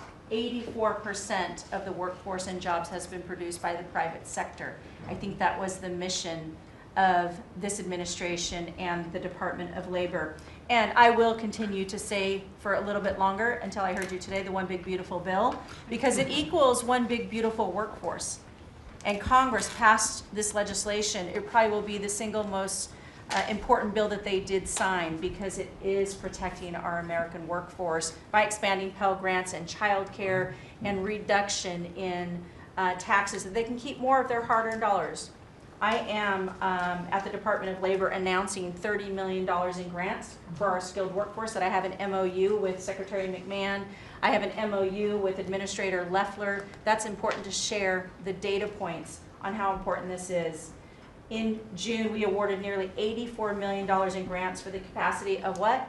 Registered apprenticeships, an executive order to have 1 million active apprentices across this nation, where we've already registered 185,000 since in the last few months.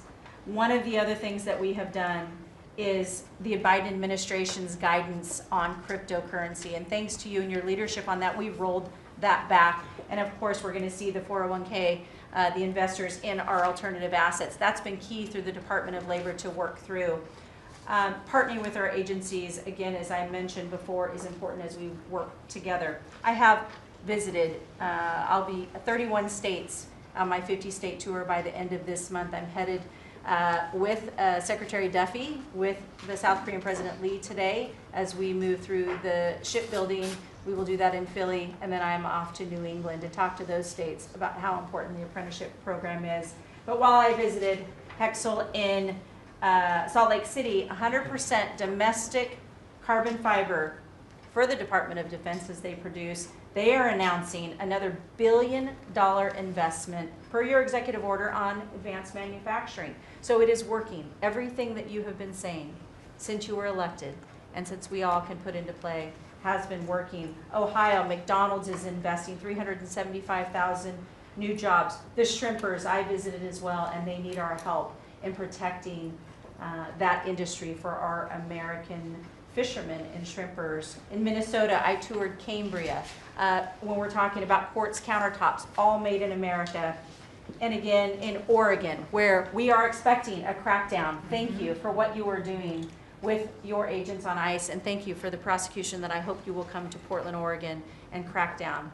But while there are still good people, I was able to visit Buckeye Pacific, really a trading floor for the timber industry. So we still want to focus on great, hardworking American businesses. Mr. President, I couldn't be more excited to ring in Labor Day in Erie, Pennsylvania for the Labor Day Parade. I will be there to welcome it. It is an honor to serve this country. It is an honor to serve under your administration as the labor secretary, and we will kick off, and Republicans will own Labor Day again, not Democrats. We will own it because we are, and you are the president of the American worker. So thank you for everything that Thank you've you done. very much, Lori. Absolutely. You're doing a fantastic job, and I will tell you that Lori was recommended by the Teamsters. And I said, that doesn't really work, does it? And it turned out to be one of our best choices. So I just want to thank you and Sean, who, as you know, recommended you very strongly. You really turned out to be a gem. Thank you. I was able to talk to the president on the phone the other day. He called and we visited, and he said, but I know that you were, you know, a little bit middle of the road and not so sure. I said, Mr. President, I have been a Republican. He's like, what? Wait, what? Now I like you even more. So, You're doing a great I job. appreciate it. Thank you, Lori. Thank you. Thank you. Pam? President, I'm working with everyone around this table almost daily on legal issues that we're winning on. But today, because it's Labor Day, President Trump, if I could focus on public safety, not only domestic, but from our foreign adversaries. And Secretary McMahon, I know you know, kids are out of school this weekend. It's Labor Day. And Secretary Duffy, you know, our highways are going to be packed with travelers coming to not only our nation's capital, but all over this country. We're also going to have boaters, Secretary Duffy, right, on our waterways. It is illegal to be under the influence and on a boat. So get a designated boater if you're out on our waterways, whether it's the Potomac or the Gulf of America or the Pacific. Wherever you're out this weekend, people need to be safe. And on an international level, Secretary Rubio, thank you for all your help on everything we're doing, and everyone around this room. But yesterday, there was a big, big win. El Mayo pled guilty, and he was the co-founder of Sinaloa cartel with El Chapo. And there's even a Narcos Netflix series about these guys. Well, now we know the ending. He's going to die in an American prison. They are one of the worst, El Chapo and El Mayo, some of the worst narco traffickers in our world. And he will spend life in prison now. And that's so important because those guys and others throughout this country, throughout this world, have brought into our country drugs, cocaine, heroin, fentanyl, methamphetamines that's killing our kids. And we have to stop that. And that's what you've been doing not only in DC, but around the country at your leadership. And over the weekend, parents need to know, with kids out of school, with people out on our highways and on our waters, do not take a pill from anyone you know, don't know. Do not buy anything on the street. It could be laced with something toxic. We've seen so many fentanyl overdoses. And when you were here in DC, we showed you pictures of some of the drugs that had been seized right here in DC. President, they were packaged for children. Packaged for children. And people are dying from these around our country. So thank you, President Trump, for your leadership and for letting Americans know that it's now a safe place to go. But parents also have to know, college kids have to know, to be vigilant and not take this trash. Because you could be thinking you're taking a Xanax, an Adderall, anything, and it could be laced with something very lethal. So thank you, President Great Trump. message, Thank and you, you've been President. fantastic this last 12 days in DC. The job you and your whole group has done is, All of us. everyone's talking about it all over the world. I hate to have to talk about that, but we have to. It's becoming a very safe place again, and the work, I've seen how hard you worked the last, well, from the beginning in all fairness, but this focus on DC is so important for the country, so great job. And to everybody. And great job. President, it's a team around. We're all working hand in hand, side by side, all of our agencies together to make America safe and DC safe. And Iris, congratulations on your baby, and I'm so glad that you're safe now. Thank you, Pam, very much. Great.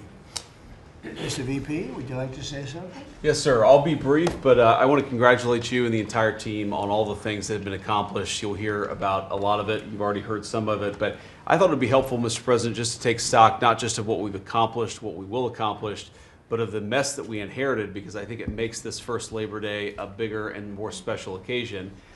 You heard, I think, Christy talk about this, that all of the net job growth under the Biden administration had gone to the foreign-born. Now that net job growth is going to American citizens who deserve opportunity in their own country. That's a great accomplishment. You'll hear, I'm sure, Scott talk about the success with tariffs. People forget that we inherited the largest peacetime deficit in the history of the United States of America. And now, because the president is not letting foreign countries take advantage of us, we're collecting hundreds of billions of dollars, trillions of dollars over 10 years in tariffs from countries and companies that were formerly taking advantage of the American people. You heard Pam talk about the public safety and the success that we've had there. I happen to believe that maybe the most sacred thing that we can deliver to American workers is the ability to live safely and comfortably in their own neighborhoods. Public safety is not just something that should belong to the wealthy, it should belong to every working man and woman in the United States of America. And because of the work of this administration, that is happening. And of course, Mr. President, you yourself talked about the inflation mess that we inherited under the Biden administration. Maybe the most striking and even shocking statistic of the Biden administration is that housing costs have gone up by 100% over the 4 years of the Biden administration, literally doubled, making the American dream of homeownership unaffordable. We've made great strides and great progress already. But to the American people who are listening, there's a lot more to do. We're going to keep on working hard at it, but it's an honor to do this job under the president's leadership and with this very great team that you've assembled. So we've done a lot, but there's a lot more work to do, and we're very cognizant of it. Thank you, sir. Great job. Thank you, JD. Scott? Sir, as we've said very often, economic security is national security, and our country has never been so secure thanks to you. You have brought us back from the edge. You have the overwhelming mandate from the American people. You're restoring confidence in government, a topic that is on the front of everyone's mind, the Federal Reserve. The Federal Reserve's independence comes from a political arrangement between itself and the American public. Having the public's trust is the only thing that gives it credibility, and you, sir, are restoring trust to government. You are weeding out the waste, fraud, and abuse, and the old ways of doing things are not good enough. We are seeing a blue-collar boom. In the first 7 months of your administration, real blue-collar wages have taken off. And the only other time that they've done this in the past 70 years was in your previous term. Your efforts on tax, trade, and deregulation have boosted paychecks for American workers while slowing the pace of inflation and lowering the cost of energy. Inflation has plummeted to just 1.9% since you took office, and the economy rebounded with real GDP surging 3% last quarter. The blue-collar boom coincides with a CapEx comeback. In anticipation of your one big beautiful bill becoming law, CapEx increased by American businesses by nearly 14% in the first half of this year. And as you and I talk about frequently, and as that chart or that photo attests, we are going to see, I believe, a bigger CapEx boom from here. This is just the beginning, just the beginning.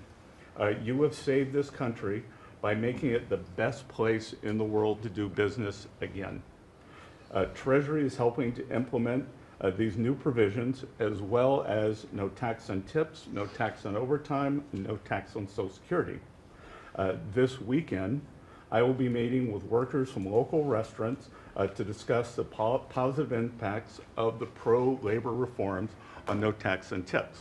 And I have to tell you, thanks to you, when I go into a restaurant or stop by a hotel doorman, I am the most popular person there. And since my first job at age 9 was as a busboy getting tips, I am going to spend Labor Day going from restaurant to restaurant talking to workers who receive substantial amount of tip income. So I'll hear directly from them how your one big beautiful bill is increasing their take-home pay and making a big difference. Now, we can also talk, that is domestic. On the international front, you have leveled the international trading system whereby countries took advantage of us, and that's over. It's over. The Treasury Department is taking in record tariff revenues that I had been saying was running at a rate of $300 billion a year.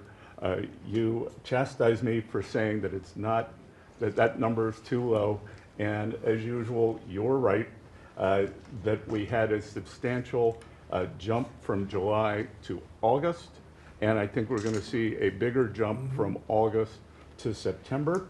So I think we could be on our way well over $500 billion, maybe towards the $1 trillion number.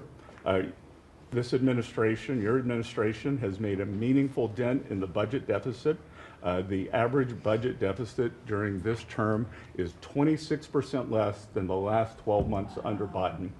And even the CBO, and we don't agree with CBO on everything, as you said, last Friday, on a summer Friday, had to admit that they believe over the next 10 years, the budget deficit will be $4 trillion lower than they had previously scored. $4 trillion, 3.3 trillion of tariff income, 700 billion of lower interest cost, and I would expect that that number could go up from here. So, Mr. President, your return to the White House marked the return of the American worker. Thank you for reclaiming Labor Day for the American people. You're growing the economy for everyone, especially the middle and lower income households who suffered disproportionately under the last administration, and it's an honor to do this under your leadership. Great job. You're doing great.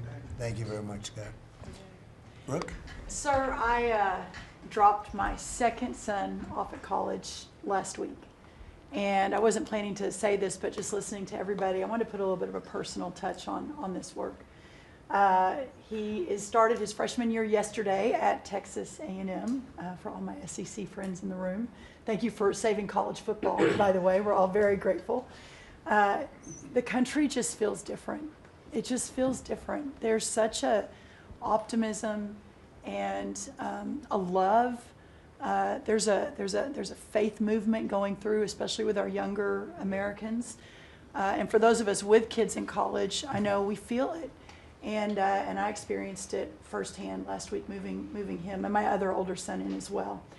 As we move toward Labor Day, you have made a lot of dreams come true for a lot of people, but one of my longtime dreams was for the right to recapture Labor Day.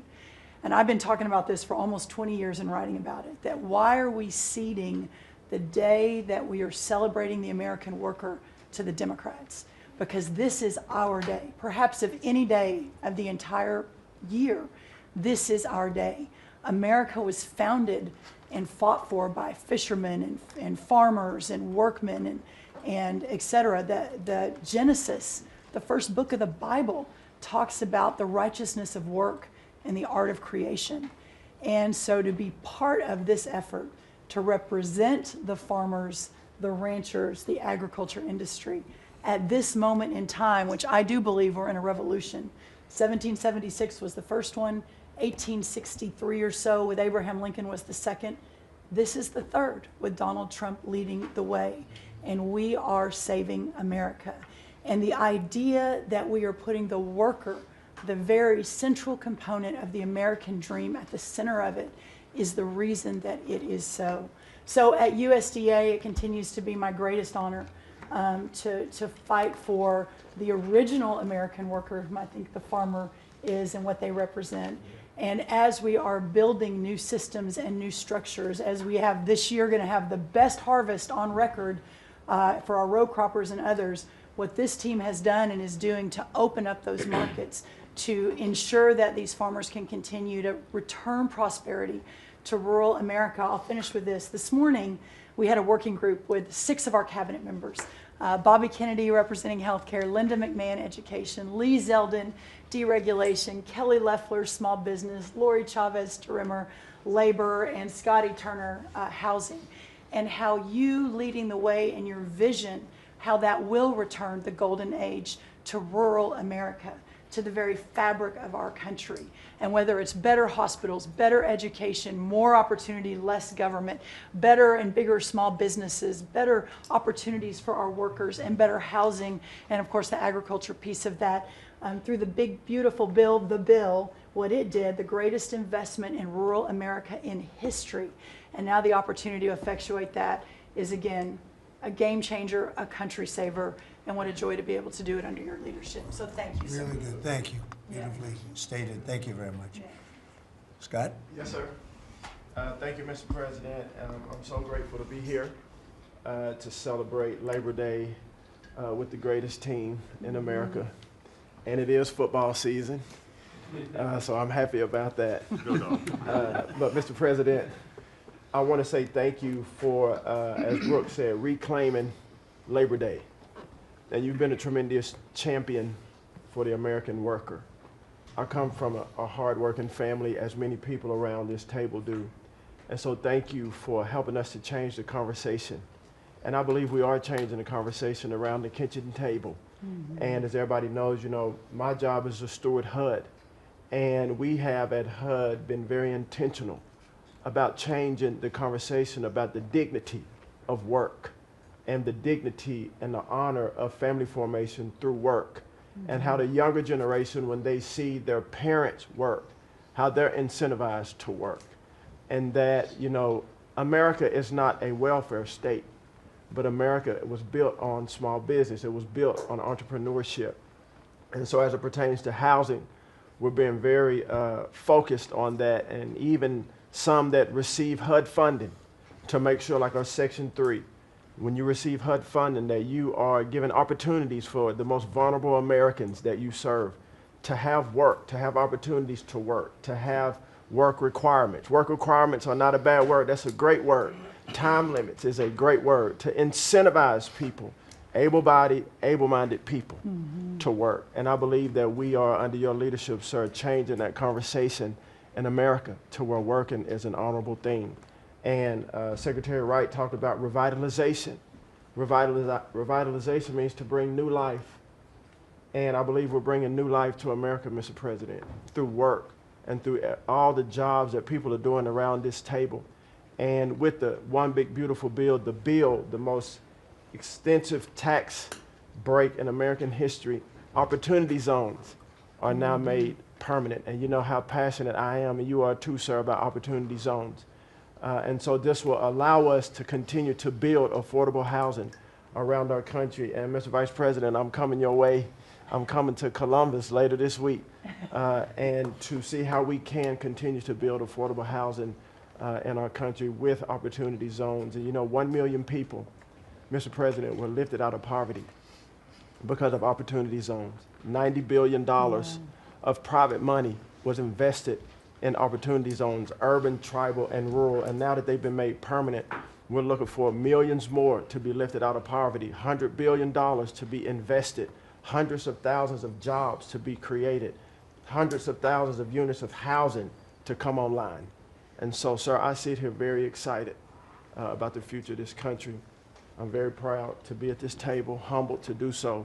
And HUD, we're on a good path. So thank you for all your support and helping us, sir. Thank you very much. God bless you. And I want to give credit to Tim Scott, great senator from a place called South Carolina that we love, right? And Tim really came up with opportunity zones, and we did a good job of working with him, and together we created something that nobody speaks of very much, but it's probably the most successful thing that's ever been done of its kind. It's been amazing. So Tim Scott deserves a lot of credit for that. Thank you. Thank you. So Russell, go ahead. Thank you, Mr. President. And I get the opportunity to go hand by hand with all of these people as they move their DRECs through the Office of Management and Budget. And I wanted to zoom out for a second. In the first term, you gave us a goal of 2 for 1. And then we outperformed it through your leadership. We came in at around 5.5, 6 for 1. And then as you're running for your second term, you put out a goal that when you put it out, I was thinking to myself, that's going to be a pretty ambitious goal. You said 10 for 1. Well, where we are right now, in just 1 month, in 1 year, basically 8 months, we are at 245 deregulatory initiatives planned by these agencies. That comes out to 30 for 1. So we are making incredible strides, and you know, as you're focused on the details of each one, I mean, these aren't small things. Endangerment finding is one of the most deregulatory things we've in the history of this country. NEPA reform, incredibly deregulatory. WOTUS just came in, which is Waters of the United States. So every single one of these agencies is doing incredible work when it comes to deregulatory, and when you add that to the work being done to get us going on energy, reduce spending. We're going to lower costs for the American people. We're going to be able to have innovative jobs and get them back to work. So thank you for your leadership, Mr. President. Thank you. Great job, Russell. Appreciate it. John, central casting, I call him. He's central. Well, Mr. President, I'm grateful to be with everyone today. And as we're talking about jobs and workforce at CIA, consistent with your directives to all of us, we've embraced your mantra for a leaner, more effective, more efficient workforce. But at CIA, Mr. President, we had an additional challenge because, as you know, at times, our workforce had been misdirected. Its focus put on political narratives, some that even worked against you and always worked against the American people. I heard about that. But under your leadership and your direction, we have been focused back on the core mission of what CIA is supposed to be doing, which is to provide you and this entire incredible team around the table with a decisive strategic advantage in accomplishing your goals. And your success in that regard, the examples are clear and many. With regard to Iran, everyone knows that our DoD partners executed that mission flawlessly. But flawless military operations are subject to flawless intelligence. And as you know, Mr. President, CIA was the backbone in terms of its intelligence operations in providing that flawless execution that allowed you and your team to obliterate Iranian nuclear facilities and set back a nuclear program by years. Likewise, with regard to your ability to prevent and to preempt wars between India and Pakistan, between Armenia and Azerbaijan, between Rwanda and the Democratic Republic of Congo. In all those cases, CIA intelligence supported you and your entire team in making that possible. It's not just you, it's the folks around this table, Secretary Bessent, Secretary Lucknick, Trade Representative Greer, and their great successful negotiations on trade and tariffs, again, was a CIA workforce working to enable them to accomplish your goals. So as we roll into Labor Day, I tell you that the CIA workforce at the Trump CIA is grateful to be focused on what it's supposed to be, which is helping you prevent and end wars and to make America safer. Thank you very much. You've been really fantastic, but I'm not surprised. I've known John a long time. I'm not surprised at all. Thank you very much. Steve, please. Mr. President, working for this government, for you, is the greatest honor of my life. I tell it to everybody, and I really do feel that way, and I thank you, because it's a privilege to go out there and represent you in your humanitarian effort, in your goals of solving conflicts all over the world. I think there were actually more than 7 conflicts that you've put to bed in the last 8 months. And I hear these, I travel all over the world. In Hostage Square, they talk about you reverentially. It's really quite amazing. I sometimes wish that I had a cam recorder with me and I could put you right there as I listen to it. I was in Gaza, the first American diplomat. On your behalf, and as we delivered food and aid pursuant to your new aid initiative, pushed forth by your great Secretary of State, Marco Rubio, who it is a privilege for me to work alongside. The people were applauding you. The signs were up. I mean, these are people who I just don't think you get the proper credit for it all. We are negotiating multiple entries into the Abraham Peace Accords because of your vision. Azerbaijan, all these different conflicts that we're out there on your behalf on, these are people who have never really seen the world change in this way. Peace through strength really, really works. Russia, Ukraine, Iran, Israel, Hamas, we're having meetings all this week on all 3 of those conflicts, and we hope to settle them before the end of this year. Your team is nothing short of incredible. And there's only one thing I wish for, that Nobel Committee finally gets its act together and realizes that you are the single finest candidate since the this Nobel Award was ever talked about to receive that reward. Beyond your success, is game-changing out in the world today. And I hope everybody one day wakes up and realizes that.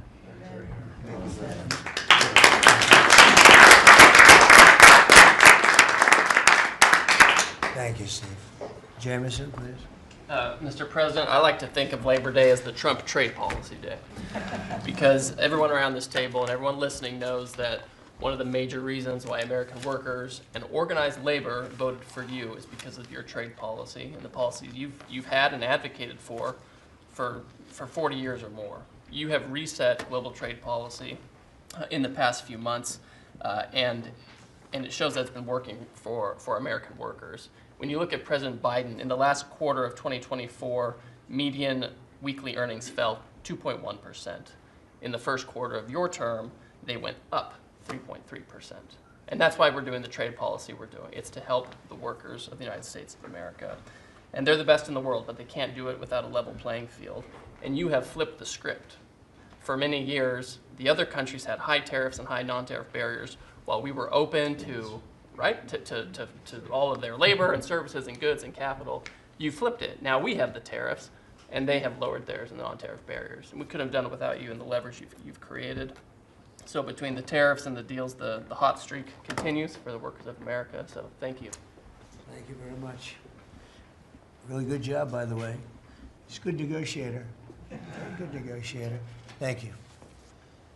Please. Yeah. Well, Mr. President, I feel like, as everybody here has talked about how great working with this team is and all, but I do feel a special need that you've given me the privilege of working with the best of America. I get to take care of the veterans. I get to take care of the veterans who Labor Day really finds its roots in, if you think about it.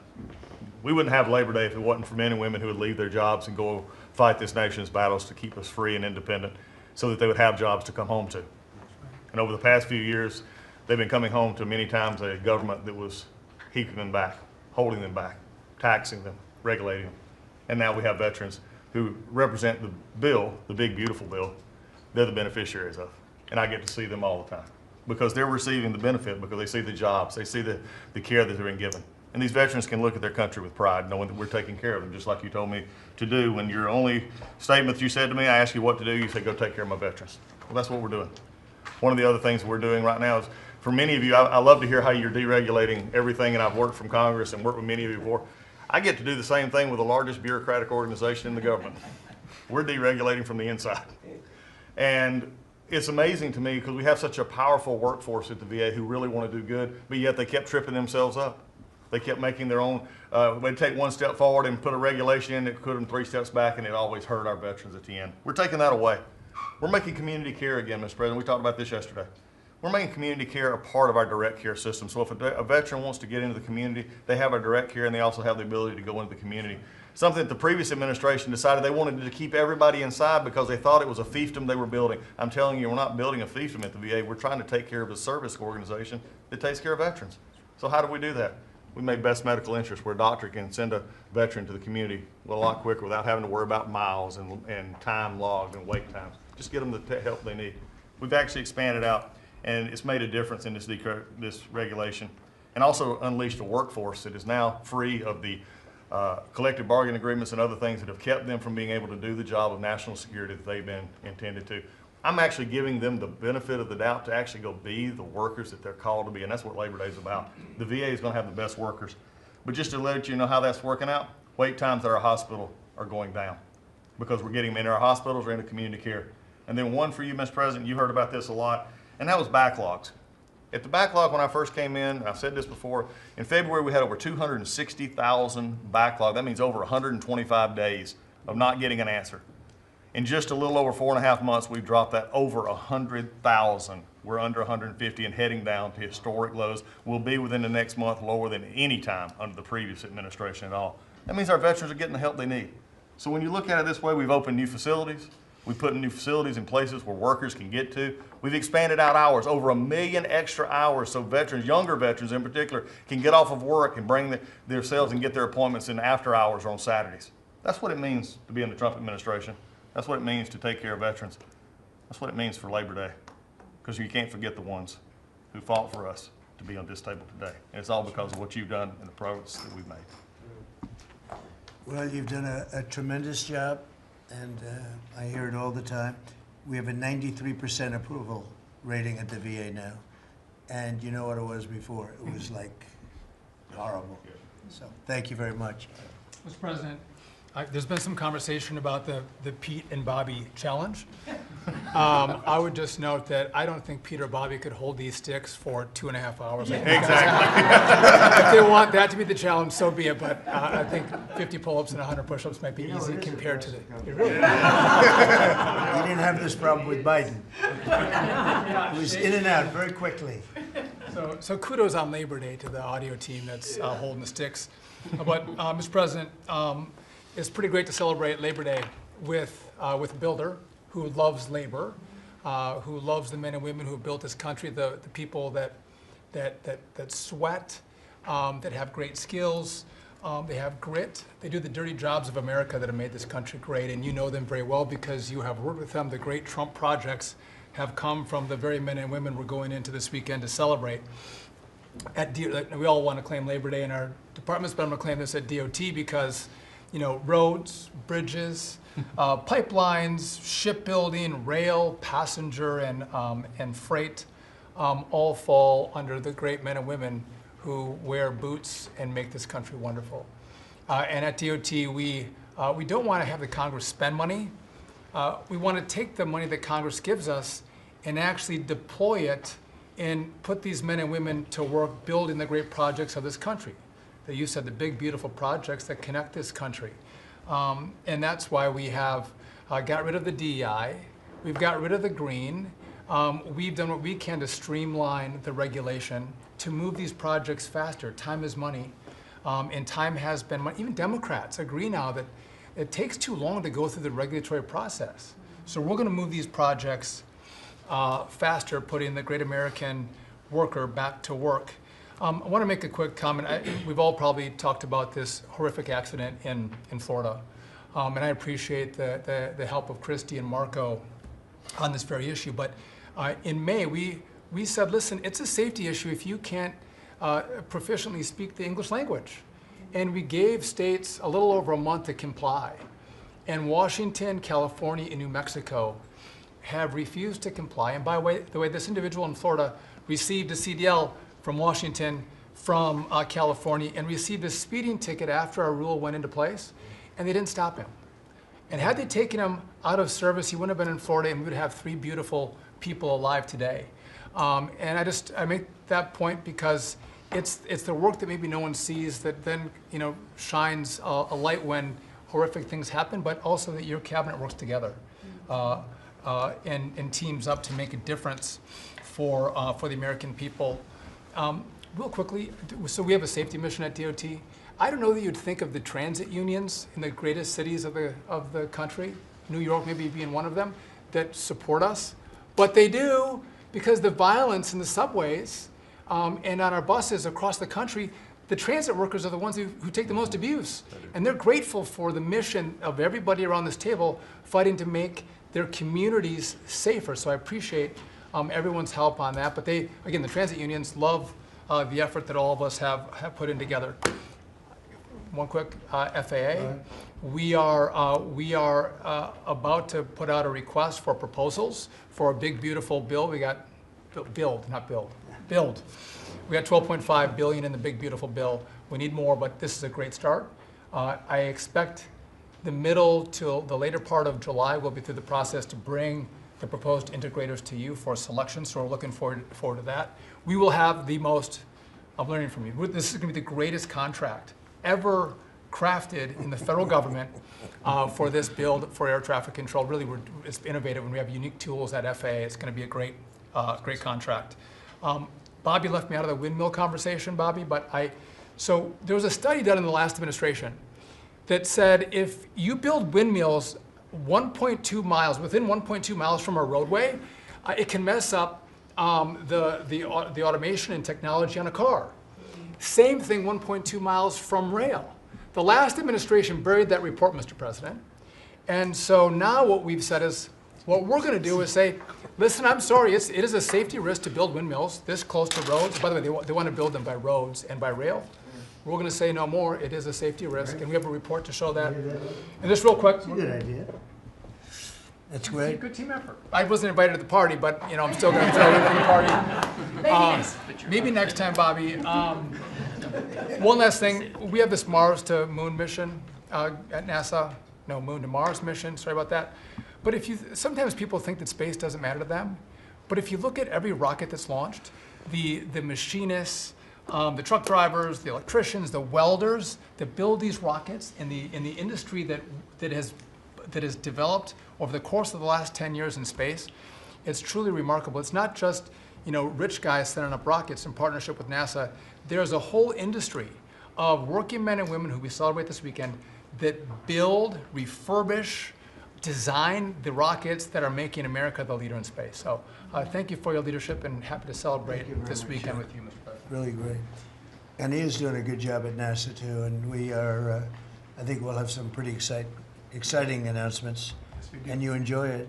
And fun. I said, how about temporary? He said, well, can I go a little bit longer? He loves it. He loves it, and he's doing a really good job. Thank you very much. Appreciate it. Howard, please. So, making America great again is one of the key statements, and people don't always understand what you mean.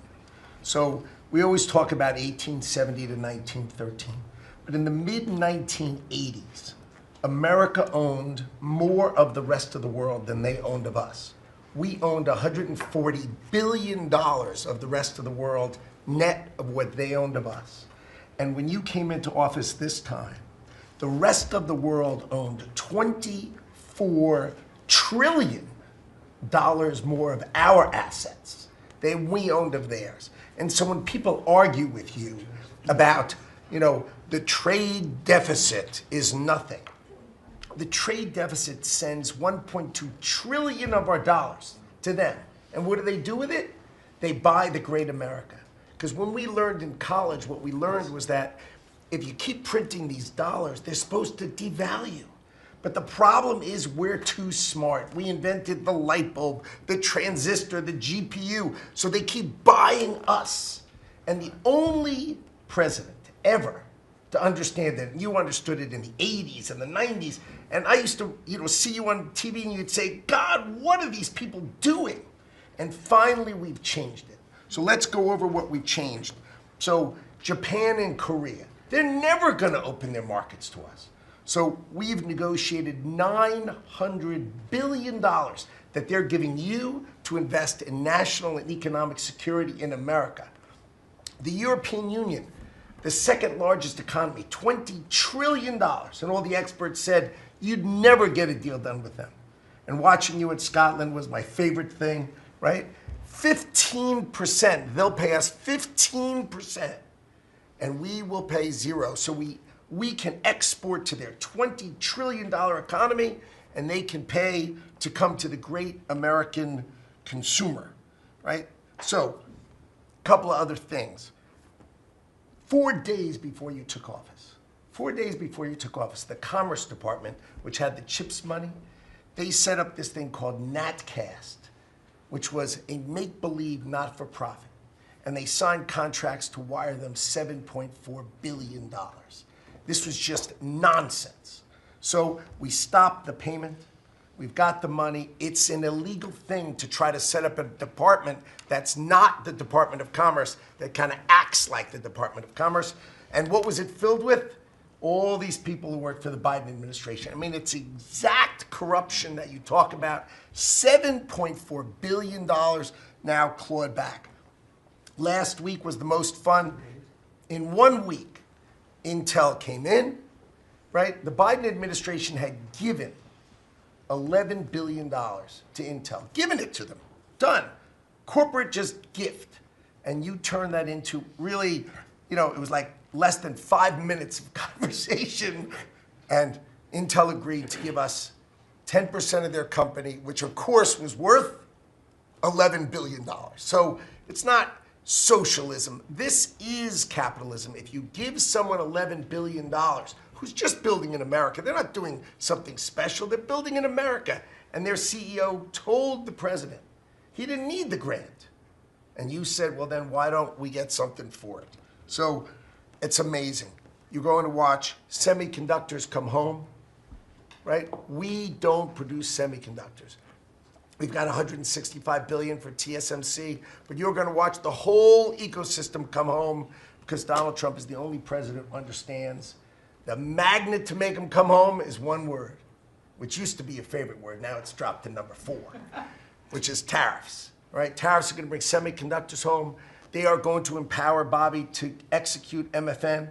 Tariffs are going to be one of those tools that he's going to use to do that. We're going to do it for furniture. We're getting autos. We got steel, aluminum. I mean, it has been a blast, a blast. So 2 more things. The Department of Commerce is going to start issuing its statistics on the blockchain because you are the crypto president, and we are going to put out GDP on the blockchain so people can use the blockchain for data distribution, and then we're going to make that available to the entire government so all of you can do it. We're just ironing out all the details so we can do it. Patents. We have given tens, if not hundreds of billions of dollars to universities for them to do research, and they invent things. And you know who owns those patents? The universities. So we are going to make a deal with them all, which is if we give them the money, don't you think it's fair that the United States of America and the taxpayers who funded it get a piece of that, right? So we wrote a letter to Harvard, so Linda and I working together. I mean, it's so much fun to work with everybody here. I mean, we just have a blast, you know, because Linda's hitting Harvard and she says, what can we do? And now we send them a patent letter and we'll hit them again. So we're having fun together. This is the greatest cabinet working for the greatest president, and I just want to say thank you. I'm having the time of my life working for you, Mr. President. Thank you. That was very well stated, wasn't it? Some things people don't think of too much. Thank you very much. Great job. Pete? Sir, well, amen to what Howard said. And I would just say, heading into Labor Day from the American military, sir, we happen to be the largest employer in America. We like to think we have a different form of employees. Yeah. Who need to be the toughest and the strongest and the most well-trained and the most lethal. And under the previous administration, and for decades, frankly, it was social justice, it was political correctness, it was divisive ideologies seeping into the ranks and changing how well we do our job. No more. Now it is only merit-based, gender-neutral, colorblind. The best of the best from the top to the bottom. That's our expectation. And sir, you've enabled that. So from the troops directly, which they ask me to say all the time, thank you for your leadership, for your boldness, for your clarity, for common sense, for providing a shield for the rest of us to put America first and to apply peace through strength. We're in the strength business. That's our job, is to stand behind everybody here and alongside John in everything they do to keep the country safe. And the world is noticing. And I wish everybody could. There were 2 meetings yesterday that I think tell the story. One was, because today happens to be the 4-year anniversary of what happened at Abbey Gate in Afghanistan. Mr. President, you had the families in, who you've met with multiple times, who when the cameras were on and not on acknowledged, sir, you were the only one that gave them a proper greeting, that recognized what they gave their sons and daughters in the debacle that was the withdrawal in Afghanistan, that we will bring accountability for at the Defense Department through our investigation. That's good. But at the same time, the world sadly took notice. Whether it was Israel, whether it was Ukraine, those wars never would have started if you were president. Instead, they looked at the foolishness of Joe Biden. Under your military, your Pentagon, we are restoring deterrence. Whether it's Midnight Hammer and those beautiful B-2s, 37 hours straight, whether it's counter-drug operations in our own hemisphere, whether it's the border, working with Christie and the national security team, whether it's LA, whether it's Washington, D.C., you name it, whether it's Europe. Our allies paying 5%, now our allies in the Indo-Pacific stepping up to do the same. That's a recognition that American leadership is here. And then in the second meeting, we were talking about what we're doing in D.C. and Pam's taking the lead. I have to say, just pause for a second. When I look around this table, yes, there's a national security team of Steve Witkoff and John and Scott and Howard and the vice president and Susie and Christy and Tulsi, but to every person here, we work together on a daily basis. And if you call me and I call you, the answer is yes, how do we do it together? I think that's exceptional. It's what the American people deserve, and you've demanded that, sir. So I very much appreciate it. in that meeting on DC, I started my sentence by saying, the Department of Defense. To which you said, that just doesn't sound right. So maybe next time we're here, my card will read Department of War. We'll see. But it's not, here's the thing, here's what people miss. It's not just about words. It's about the warrior ethos. It's about what the department is supposed to do. George Washington started the Department of War because he wanted us to win our wars. Our founders didn't want endless foreign entanglements. They didn't want endless contingencies and deployments. They wanted an empowered military that was, the handcuffs were taken off to fight to win, and then bring those troops home. So my platoon in Guantanamo Bay, our motto was, those who long for peace must declare for war. We must prepare for war. We don't want war, we don't seek it. You are the peace president, sir. Because we are strong, our enemies know what we will do. And so whether it's Secretary of War or Secretary of Defense, that warrior ethos is changing. We're going back to basics. Our drill instructors can be drill instructors again, sir. So from the minute of the tactical of standards to the strategic of B-2 bombers, we're focused on what matters. Had a meeting yesterday on Golden Dome for America, which is on track to deliver strategically for the American people. Munitions and the Deputy Secretary making sure our stockpiles are overflowing. That's our job. I'm an honor to be a part of it, sir. Thank you for your leadership. That's great. I think I like Department of War better, but we'll make that decision, right? But you've been great. Thank you very much. So Marco, go ahead. Well, Mr. President, first of all, everyone's made this comment already and needs to be echoed again. You were elected as the President of Working Americans, and that's why this Labor Day is so meaningful. For me personally, this is the most meaningful Labor Day of my life as someone with 4 jobs. And so,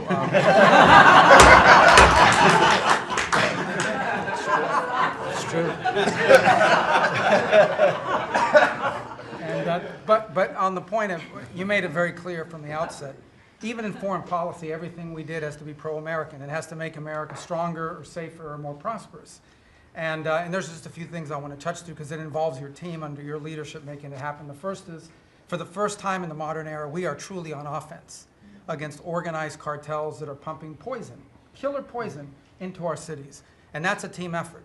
It's Christie's team, it's Pete's team, it's Pam's team, and obviously it's under your leadership. And by the way, we're getting incredible economic, international cooperation. Countries just in the last week, Ecuador, Paraguay, Guyana, Trinidad, today Argentina, all joining us or trying to be helpful in advancing this.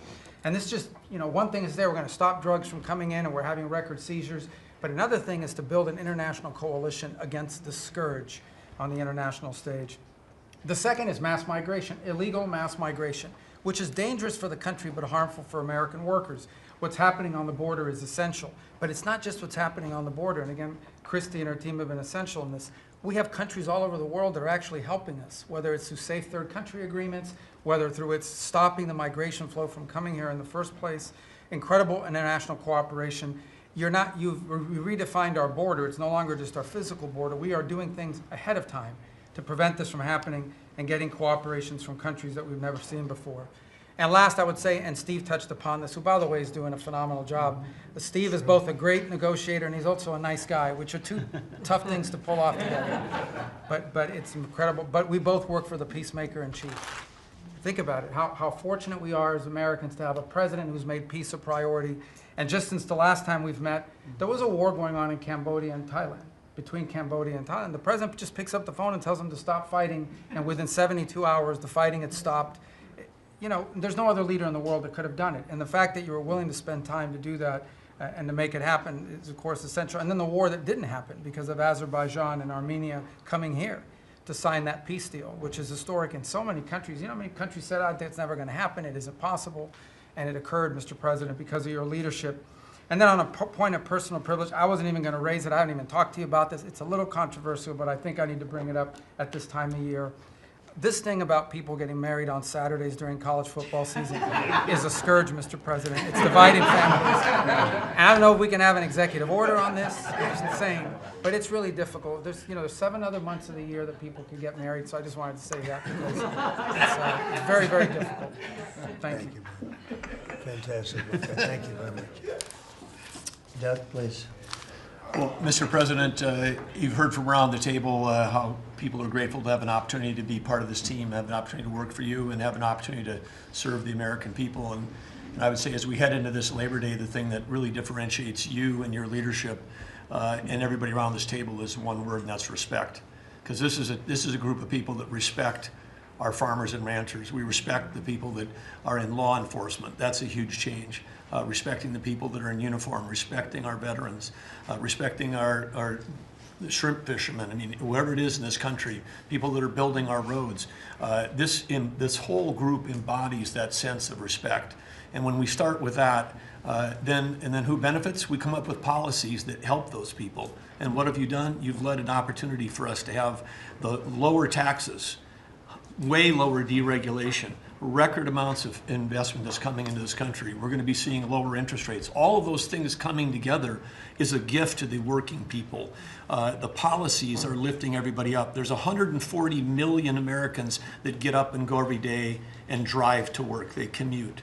And one of the most obscene things of the prior administration was their energy policies was creating a hidden tax on those people. The poorer you were, usually the further you had to drive because you couldn't afford the housing if you were working at a hotel, if you were working in a service industry. We were taxing them. A hidden tax on them was the high cost of energy. You were perhaps one of the only leaders in the world that understood the connection between peace abroad and prosperity at home was directly connected to energy policy. You came in and said, we're going to sell energy to our friends and allies. We're going to bring prosperity at home through policies here by having lower energy prices. And we're going to stop funding wars abroad with energy policies that help their adversaries and hurt us.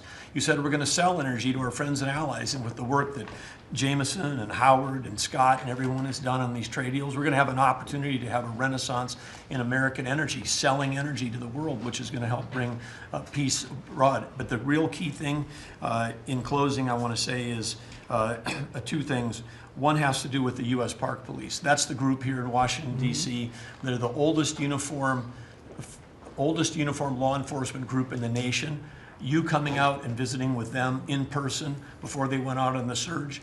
Not only are carjackings down, muggings down, homicides down, everything down, morale is through the roof. Just like Pete saw, we've got record people signing up to want to be part of our military. You have breathed life back into the profession of law enforcement. Your respect for law enforcement is so incredible. It's making a difference. And then us giving them the tools. On a lighter note for everybody here, one of the rules that under President Trump we were able to change for the U.S. Park Police was they could do a pursuit. I was shocked to find out when we were talking to them, like, oh, you pull somebody over and they just drive away and you can't pursue them? I mean, and they said, no, we can't. They said, all rules. We got that rule changed in 24 hours because of President Trump's leadership. The next night, they had so much fun. They pulled people over. They started to take off. They chased them. They stopped them. And then the bad guys, some of these were in cars that had stolen plates. So they take the plate off. They steal them off somebody else's car. They know it. The plate doesn't match. They know they're doing this thing. The bad guys in the car said, you're not supposed to chase us. Like, you're breaking the rules. The bad guys are telling us to bring them. No, we're back in action. So it's like, and so the morale is high. They all wanted to say thank you to you. Yesterday, you announced increasing the number of U.S. Park Police that we're going to hire. This is the group that protects not only our sacred monuments of democracy here, but also the Statue of Liberty and the Golden Gate. This is a great group. But on behalf of all law enforcement, we say thank you. And as Chris Wright was talking about electricity, I want to close with that. We've solved amazing things in 7 months, but the big challenge we have against the remaining is, solving Iran's nuclear thing, that was an existential threat. China beating us in the AI arms race, that's an existential threat. We finally have a president who talks about it. You talked about it in your opening remarks. You've signed executive orders. You understand that essentially we used to say hundreds of years ago, people started saying that knowledge is power. But now, for the first time in history, we can take electricity and we can convert it into intelligence. So it's flipped. It's no longer knowledge is power. Power is also knowledge. And while we're ahead on the technology, we're way behind China on the amount of electricity they're bringing online, and your strong position to support affordable, reliable energy using our nation's resources, including those across the Department of Interior, bringing back coal mining, bringing back mining, bringing back timber. All the industries that have been killed in this country are coming back to life because of you. And with your leadership, we have a chance to not only win the AI arms race, but actually dominate it the way we're dominating in other things. So thank you, Mr. President. Thank you very much. And we're leading that race right now by a lot. And we're going to keep the electricity coming. You know, in China, they do it very quickly. They have one person that says, do it, and that's it.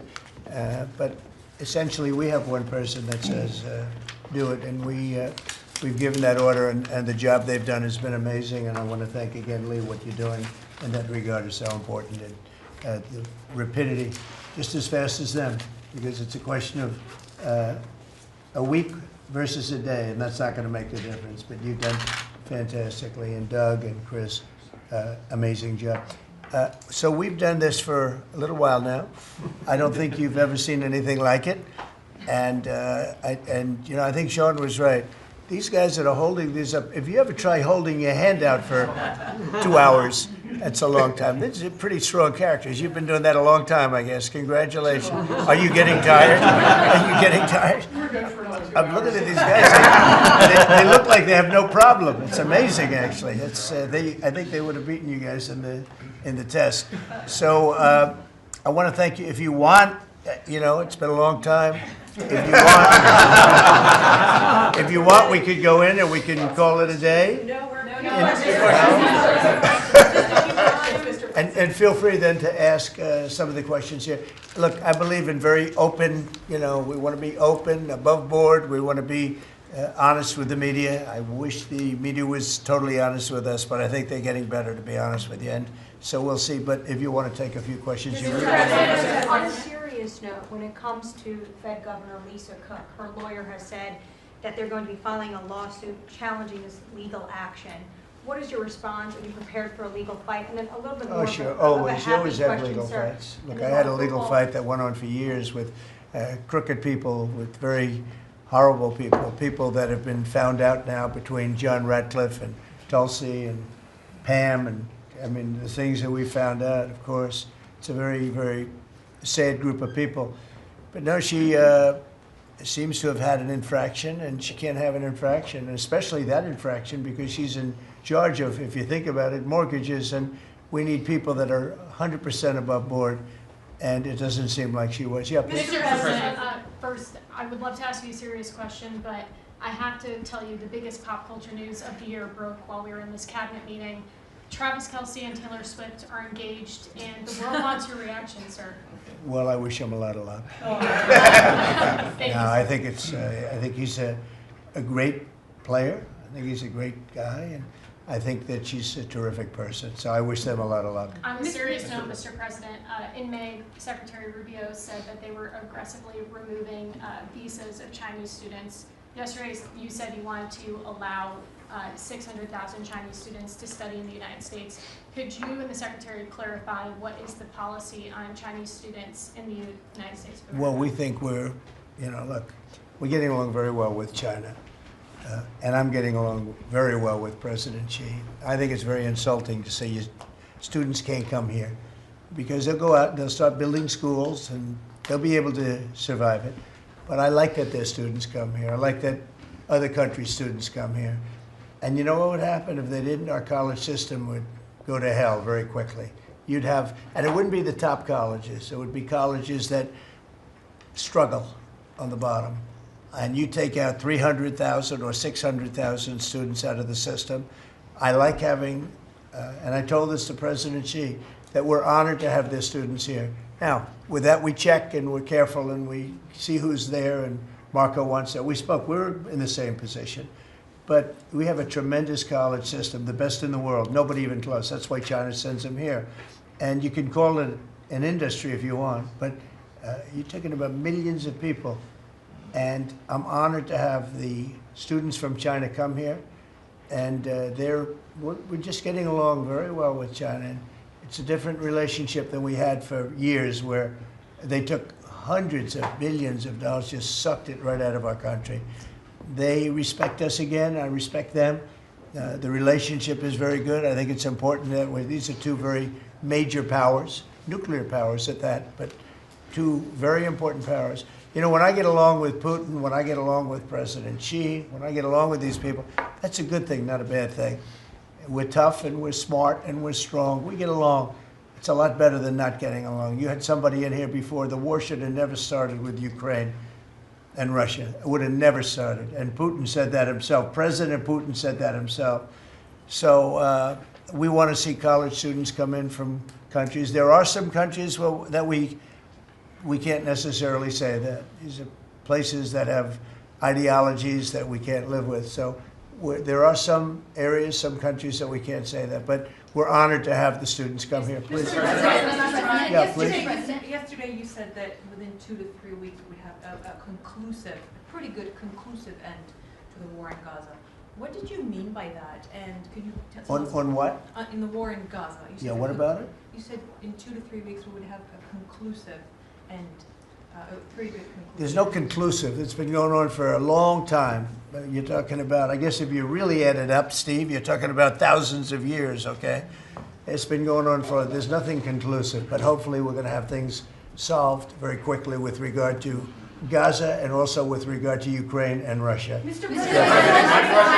President, who are you considering for the replacement to nominate for Lisa Cook, and what economic background or history are you? Well, we have some very good people for that position, and I think we have some very good people. We're down to, I think I maybe in my own mind have somebody that I like, but I deal with Scott and I deal with Howard, and we're dealing with a lot of people actually that are going to be involved in that decision ultimately. It's a very important decision. As we see, I got a bad recommendation when I went with Jerome Too Late. He's too late. His nickname is Too Late, costing us a lot of money, hurting the housing. Our housing industry is good, but it could be phenomenal. Most of this country, in economic terms, has been phenomenal. We've never seen anything like it. Because of him and his high interest rates, the housing is less than it could be. We're going to get that straightened out very quickly. He gets out very quickly, fortunately. He's been the wrong guy. Not a bad person, I don't think, but I do think he has motives, by the way, but I don't consider him. I've dealt with worse, but he hasn't done the job. The recommendation from a certain person was not a great recommendation. That person vouched for him, but we're doing a very careful study. We'll see what happens. Look, we just put a very good man in one position. We might switch him to the other. It's a longer term and pick somebody else, but we're very happy with the person we have in there. And we'll have a majority very shortly, so that'll be great. Once we have a majority, housing is going to swing and it's going to be great. People are paying too high an interest rate. That's the only problem with housing. We have to get the rates down a little bit. And when we do, it's going to be a tremendous difference. The country is doing so well.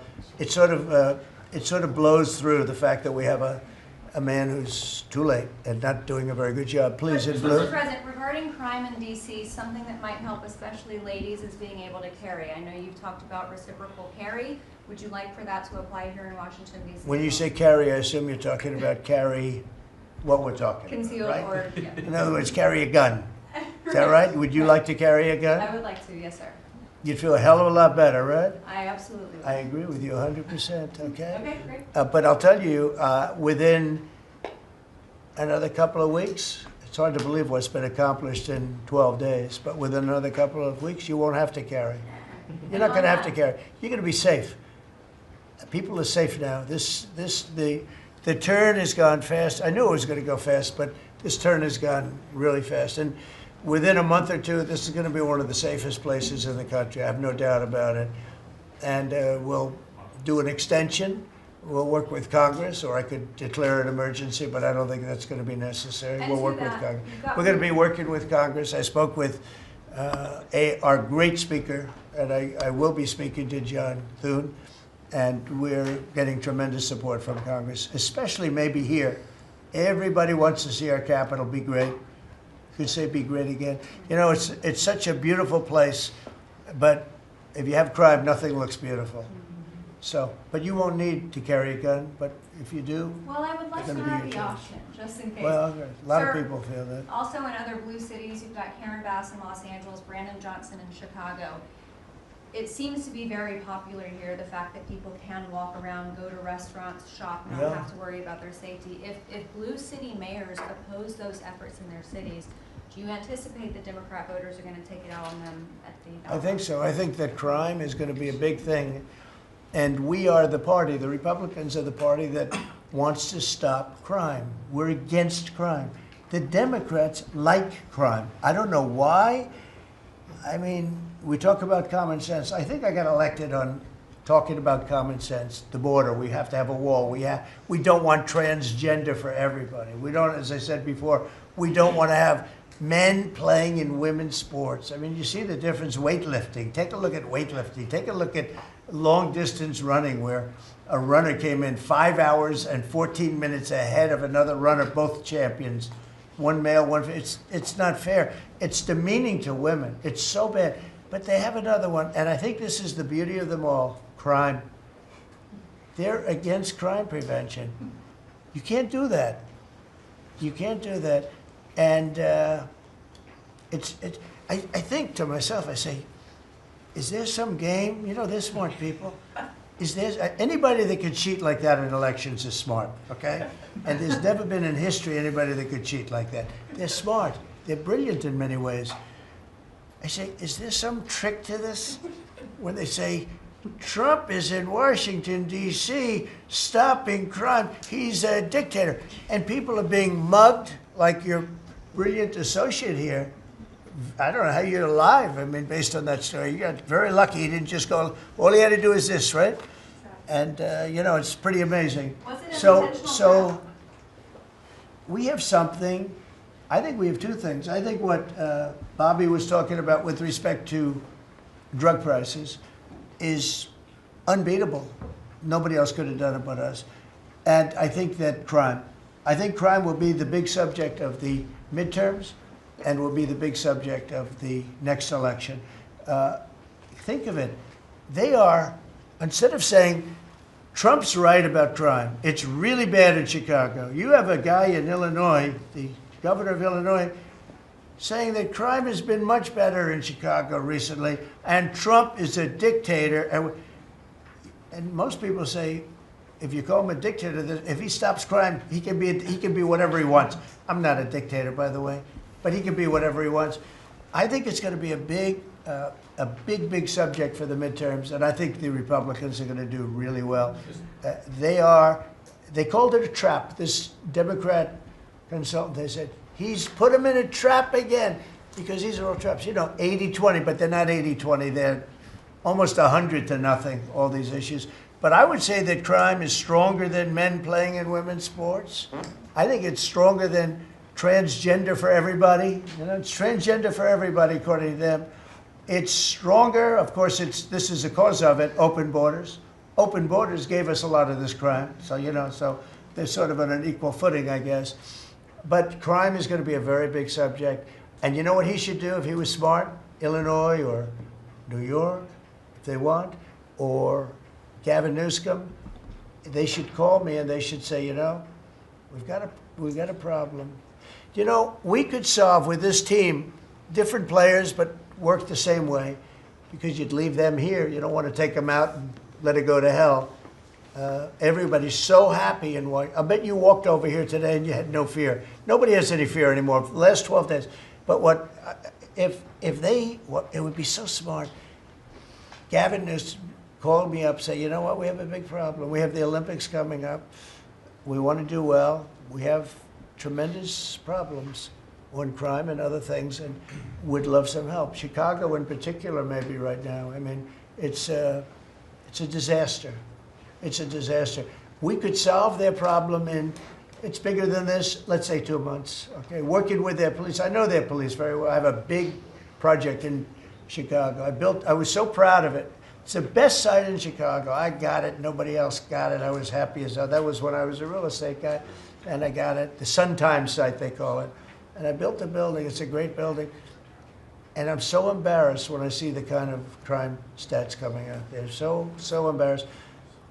And if I were a governor, a Democrat governor, or mayor or anybody having to do, I'd call up President Trump. I'd say, President Trump, we need your help. We saw what you've done in D.C. in a period of 12 days. This is 12 days. We haven't even started. This is going to be so safe. It's going to be the safest place on earth. And we'll do the same thing in Chicago. But I'd like to be asked, as opposed to just going in and doing it. Because, you know, when you go in and do it, then they start screaming, oh, he shouldn't be here. We don't need him. We're doing so well. And then the better we do, they take credit for it. So it's really pretty unfair. Mr. President, Yes, on go ahead. crime, for a lot of victims like myself, a big concern is long-term sustainability. Can you share with the American public about your plan in ensuring that DC is safe in the long term? Longer term, yeah. Well, it's a great question. Number one, we want to stay there for longer than 30 days, as you know. We have an absolute mandate, and I can extend it, but I'd rather not have to declare a national emergency because by that time, I mean, right now there's not an emergency. We've done, as you sort of said yourself, it feels like a different world.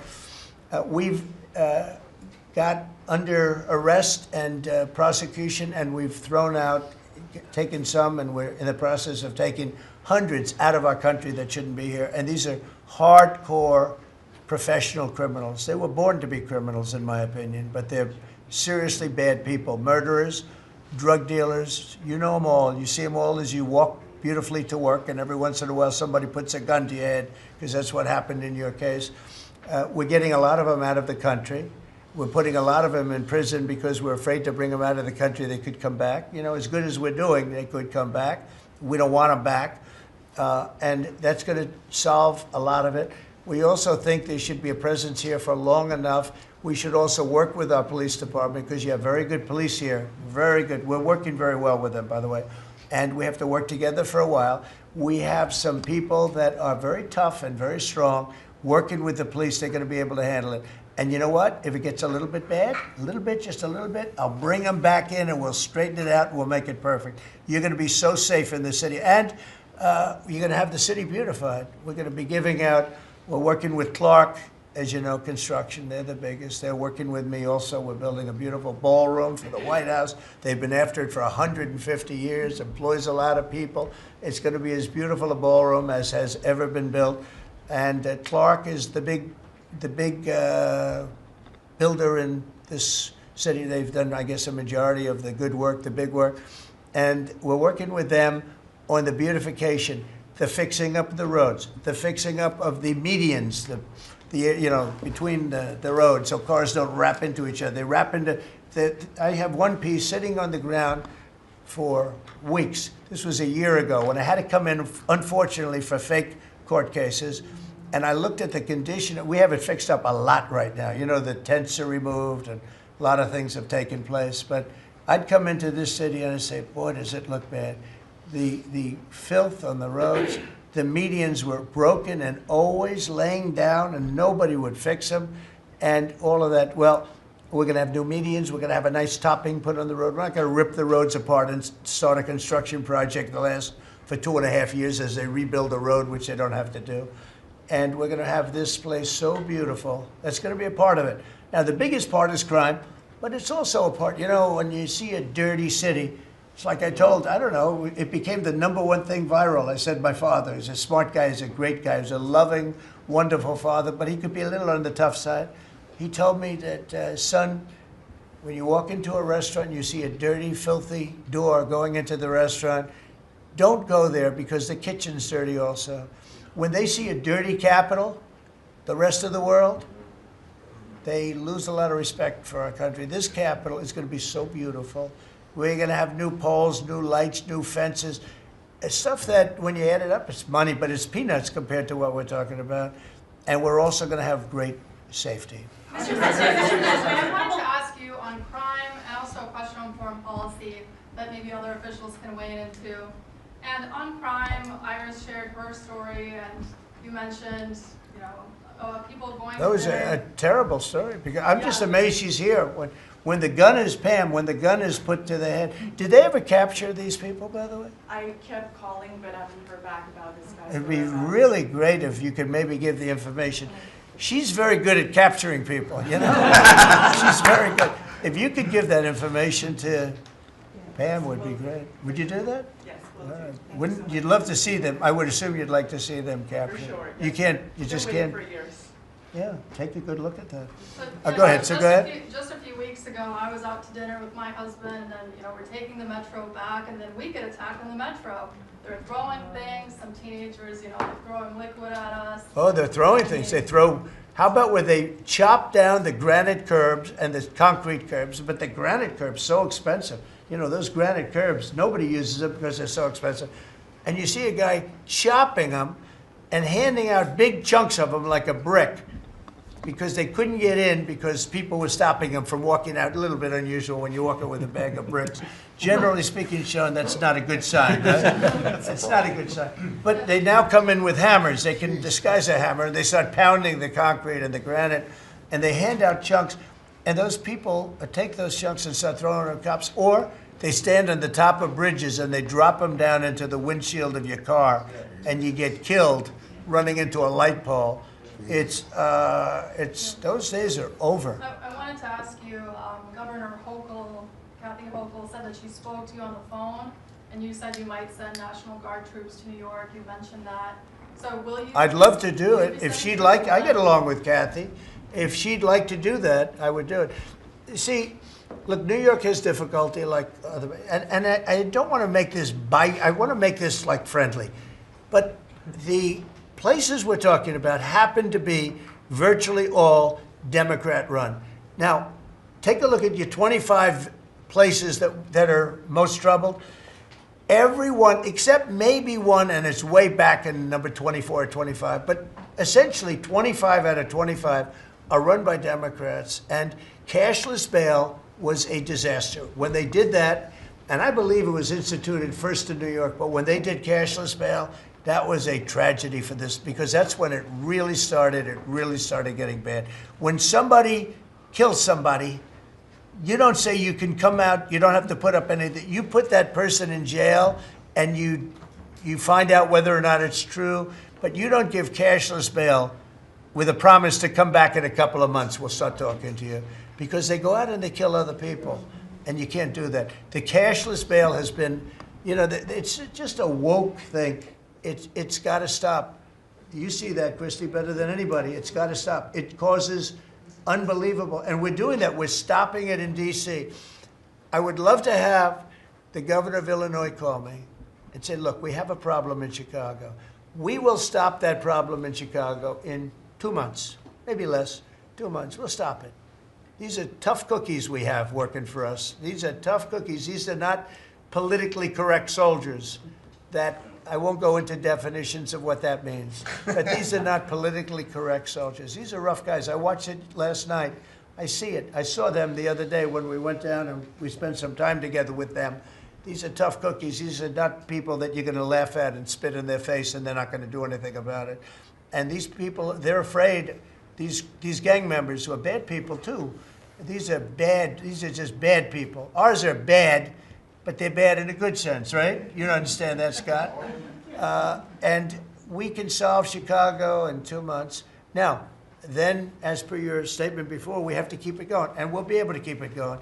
The first thing you have to do is get it down. We are very close to being at that position in D.C., and within a month, we will be, within a month from when we started, which is quicker than I thought. You're going to feel very, very safe. I think you feel very safe right now. But I would love it to have these governors, mayors call me and say, we'd like to invite you into our community because we have a problem and you can handle the problem and we can't. One other thing, sanctuary cities, they should be terminated. They're sanctuary for criminals. They're safety and security for criminals. They are very, very bad. And all of these places have big sanctuary cities, and all they're doing is protecting criminals. Okay. Questions about Lisa. You have spoken out very strongly for a long time about what you see as the weaponization of government. Yeah. Is your administration weaponizing No. government by digging into the mortgage records of officials you don't like? No, they're public. I mean, you can find out those records. You can go check out the records yourself. And you should be doing that job, actually. You wouldn't do that because that's not the kind of reporter you are. But you should be doing that job. I shouldn't have to be doing it. if you did your job properly, we wouldn't have problems like Lisa Cook. But Go ahead, would you were going to say so would you something? be- So would you be Go. trying to fire Blue? Lisa Cook if she had voted to lower interest rates? On national Please. security. I think we a have to have follow- lower interest rates, yes. A follow-up question for you and Madam Attorney General on national security. We've heard from Stephen Miller yesterday in the Oval Office that there are street criminals here in DC who are actually found to be doing business with transnational criminal cartels That's right. overseas. And we know who they are, and we know who they're doing business with. And we're arresting the people, very strongly arresting, and we're keeping them there because, you know, your laws here make it very difficult. And one of the other laws we're trying to get done, because you have 14-year-old kids that are just as tough as a 25-year-old kid, just as dangerous, and they carry the same gun. And we have to make a provision where they're treated like older people, because these are seriously tough, bad. They're children, but they're criminals, and they're really bad criminals. And they're used by older people because they never get charged because you can't do anything to them. But we are getting that change, Pam, I hope, because you have 14-year-old kids that are evil, they're sick, and they have to be put away. Something has to be done because you can't have a society where they're allowed to walk the street. You know that better than anybody. Mr. President, on your way to Alaska. I can't believe it. You're not tired holding that? Look I have at a few this. more questions. How strong are you? How strong are you? Look at him. He's been holding that thing for 3 hours. You're a good fisherman. Well, I should give that a shot. Go ahead. On the way to Alaska, you had mentioned that there would be severe consequences if Vladimir Putin did not agree to a ceasefire. Yeah. After that summit that was rolled back, given the negotiations, is he back on the clock now? I want to see that deal end. It's very, very serious what I have in mind if I have to do it, but I want to see it end. I think that in many ways he's there. Sometimes he'll be there and Zelensky won't be there. You know, it's like, who do we have today? I got to get them both at the same time. But I want to have it end. We have economic sanctions. I'm talking about economic, because we're not going to get into a world war. I'll tell you what, in my opinion, if I didn't win this race, Ukraine could have ended up in a world war. We're not going to end up in a world war anymore, but it would have ended up possibly in a world war. That would have been they were ready to trot. But just like India and Pakistan, we're going to end up in a nuclear war if I didn't stop them. You know, it's sort of strange. I saw they were fighting. Then I saw 7 jets were shot down. I said, that's not good. That's a lot of jets, you know. $150 million planes were shot down. A lot of them, 7, maybe more than that. They didn't even report the real number. I'm talking to a very terrific man, Modi of India. And they say, what's going on with you in Pakistan? Then I'm talking to Pakistan on trade. I said, what's going on with you in India? And the hatred was tremendous. Now, this has been going on for a hell of a long time, like sometimes with different names for hundreds of years. But I said, what's going on? I said, I don't want to make a trade deal. No, we want to make a trade deal. I said, no, I don't want to make a trade deal with you. You're going to have a nuclear war. You guys are going to end up in a nuclear war. And that was very important to them. I said, call me back tomorrow, but we're not going to do any deals with you, or we're going to put tariffs on you that are so high. You were there, Howard, right? Yeah. You're going to put tariffs on you that was so high, I don't give a damn, your head's going to spin. You're not going to end up in a war. Within about 5 hours, it was done. It was done. Now, maybe it starts again. I don't know. I don't think so, but I'll stop it if it does. We can't let these things happen. The Russia-Ukraine situation, last week, 7,012 soldiers, 7,012 soldiers died. They were Russian, they were Ukrainian, they weren't American, so a lot of people would say, what do you care? They're not American. I care. They're 12,000, over the last couple of weeks, over 12,000 people died in like in 2 weeks. You know, we're talking about crime where somebody's killed here or somebody. Think of it, you have your son leaving Russia, leaving Ukraine, their little house, wherever they live with their parents, they're waving goodbye, just like our parents would wave goodbye. And they're waving goodbye, son. And then a week later, his head's blown off in a stupid war by a drone, a whole new form of military problem. So, no, I'd like it to stop. I want to get it to stop. And it will not be a world war, but it will be an economic war. And an economic war is going to be bad. And it's going to be bad for Russia, and I don't want that. Now, I have to also see, because not everybody, you know, Zelensky's not exactly innocent either, okay? You know, it takes two people to tango. And I say it all the time. You got to get them together. I get along with Zelensky now, but we have a much different relationship because now we're not paying any money to Ukraine. You know, stop that. We're paying money to ourselves. What's happening is NATO is buying all of the equipment and paying in full. But even with that, forget about that. I want to get it stopped because it's a lot of lives that are being lost. Every week it's 7,000, 5,000, 6,000. I get the reports and I see battlefields. I'd rather not see them. And you know, you read about Gettysburg. You read about Gettysburg and you see, you know, those 600,000 people, but in that war in particular was really bad, like 150,000 or something, just dead body. I'm seeing the same. I see pictures. I see satellite pictures of heads over here, arms over here, legs over here. And this is like a modern age. It's no different than the worst wars that I've ever seen. And if I can stop it because I have a certain power or a certain relationship, I had a very good relationship with President Putin. Very, very good. That's a positive thing again. And I think I'm probably the only, Steve Witkoff would tell you I'm the only one that can solve it. I don't know, he's told me that a few times, unless he was saying that just to build up my ego, but it's not really. I have no ego when it comes to this stuff. I just want to see it stop. Thousands of young people, mostly young people, are dying every single week. If I can save that by doing sanctions or by just being me, or by using a very strong tariff system, that's very costly to Russia or Ukraine or whoever we have, you know. But I stopped 7 wars, and 3 of those wars were going on for more than 30 years. You know, if you look at Congo, if you look at, just look at any of them, almost all of them were going on for an extended period of time. Now, interestingly, one had just started, it was 2 days old, and you know that one. And we did that one when we were in Scotland negotiating. It was 2 days up, but there were 2,000 dead bodies laying on the border, and I got that one stopped too. And I'm very honored by that, but I still, the one that I thought would be the easiest is turning out to be the hardest. That's President Putin and President Zelensky, but I think I'll get it done. Why do you think that is? You never know. It's war. Can you stop the family? With war, you never know, right? War's very tricky, very horrible. But with war, you never know. Things change. People go into war, think they're going to win the war, and then they get their asses kicked.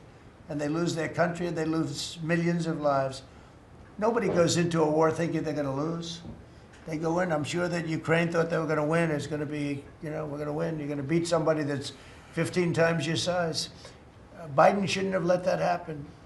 Biden shouldn't have. I mean, the man was grossly incompetent. He should have never been there. That would have never happened.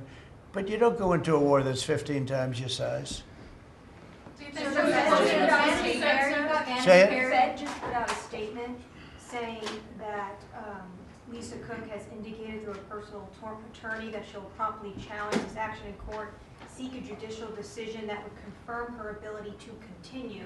That's all right, whatever it is. It says the Fed will abide by any court decision. Thank you very much for reading that. You abide by a court decision. I abide by the court, yeah. I abide by the court. Yes, please. That's enough. That's enough. Mr. Go ahead. President, what other companies are you thinking about taking stake in? Well, you know, we didn't take a stake in the sense that it was reported. Everyone said, I bought a stake in Intel. No, I got it for free. I said I was with the, is that a correct statement? Howard was there. Absolutely correct. Scott knew all about it. They came in, a man was charged with something by a very good person, Senator Cotton, made some statements about the gentleman that was running Intel. When he came in, and I said some rough things about him, I said, I'm not happy with it, and they called, and he was very devastated at what I said. I said he should immediately resign. And he came to see me, and I was very impressed by him, actually. And he made a mistake, or factors happened where something like this could have taken place. And in the meantime, his board was staying by him. And I said to him, and it took about, I would say, less than 45 seconds. I said, you know what you should do if you're smart? Give the United States of America 10% of your company. And he looked at me and he said, I'll do that. I said, I just made $11 billion for the United States. And we made the deal. I didn't pay, we didn't write a check. Now, I guess Biden, with his stupid CHIPS Act, handed money to all these people that didn't need any money. Exactly. It didn't do anything. You know, they're giving billions of dollars to everybody. They all have so much money, and they have more money. But there's no commitment that you had to build. They just took all this money. It's the stupidest thing I've ever seen. See, with tariffs, they have to come in. Because if they don't come in, they can't sell into our country. So it's power, and you don't have to give up any money. But I said to him very simply, I'm glad we're straightening this out, because everyone thinks I bought in. No. I said, it would be great, we'd be a great partner for you, and I want to see Intel do well. You know, Intel was a great company, and it can be a great company again. But I said, I think it would be good if we own 10% of your company. He said, I'll make that deal. And it happens to be worth $11 billion. So we made $11 billion for the country, and then I was criticized by some of the fake news media. That's not the American way. Actually, it is the American way. Now, if I can help other countries or do those deals with others, I would do that. I think it's great. It's good. Builds up our balance sheet. Let me tell you, our country is becoming very rich again. You don't see it. When the CBO came out on Friday and said, we just found $4 trillion, and that goes to reduce our deficit, $4 trillion, and it was from the tariffs. Our country is becoming very, very rich again. I hope you get used to it. You know, you're going to have to get used to it. In addition to reducing the deficit, any update on your previous talking about potentially giving Americans a tariff rebate check? Well, we have a lot of money coming in, rebate check for the Americans, and it's coming in at tremendous numbers. Don't forget, I would say, Scott, we probably are talking about right now 50%, maybe even less than that. With all the money you're hearing is coming in, you're talking about, you know, a lot of it hasn't kicked in yet. And when it really kicks in is in 2 years when these plants are built and opened and the money starts pouring in, right? But, I mean, there's a concept of making you could call it a dividend, as we would say, making a dividend to the people in this country who have had to suffer through stupid leadership. And they paid a lot of taxes, and they got nothing for it. Or they got attacked, like you were, okay, for it. No, there's a possibility. Primarily, we want to pay down debt, but there's a possibility that we take a piece of it and make a dividend to the people. Mr. President, I have a question for Steve Witkoff, if I may. Yeah. This past weekend, Sergei Lavrov was saying that Putin will not sign a peace deal with Zelensky because Russia views him as illegitimate. Just wondering if the Russians have been relaying this to your team, if they view Zelensky, you know, as a leader worth signing a peace deal with, if they will. Doesn't matter what they say. Steve can answer, but I can answer too. Doesn't matter what they say. Everybody's posturing.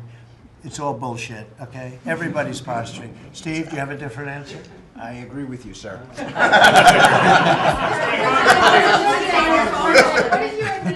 New York City, there are 500 people short of the police departmental police. In New York City, it's 3,000. In Chicago, it's 1,300. Would they have had to bring in troops from the National Guard if the police departments in this country were fully staffed?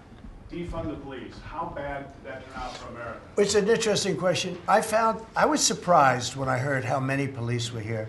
It's not a really big area, and I think they said they're down to 3,200 police or something like that. I said, that's a lot of police. And I was a little bit surprised, because to me that's a big force. And it's not a big area, but it is what it is. There's a lot of crime. You have a lot of, don't forget, you have a lot of police that weren't allowed to do their job.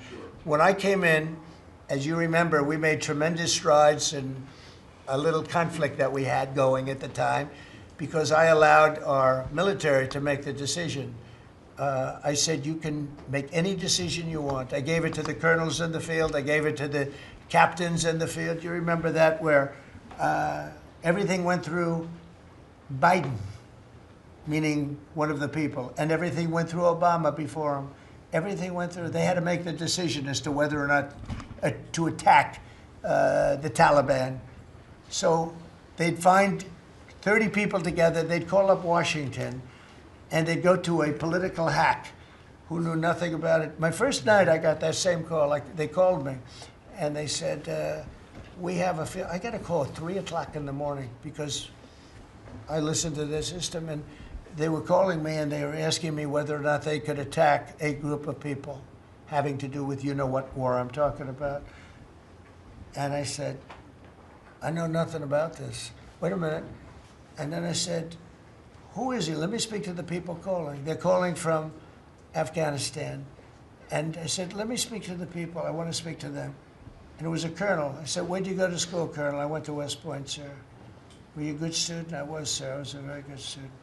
So you're calling the White House to ask for permission to attack, and by the time you get the answer, how long does it take? Sometimes 2 or 3 weeks. So by the time you get the answer, the people that you want to attack have already left, right? He said, how did you know that, sir? I said, let me ask you, so you're a good student, you went to West Point, and you love the military, right? Yeah. You make the decision. And I gave all those guys that went to all these great schools, and they're all military people, I gave them the right to make their own decision, and we kicked ISIS's ass. Don't forget, ISIS was supposed to be, was supposed to take 5 years to terminate them, and we had a man named Raisin Kane, who happens to have done the whole thing in Iran.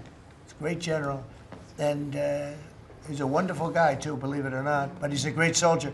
We let them do their work, and we defeated ISIS. We defeated everybody. Every fight that we had militarily that I had, I won.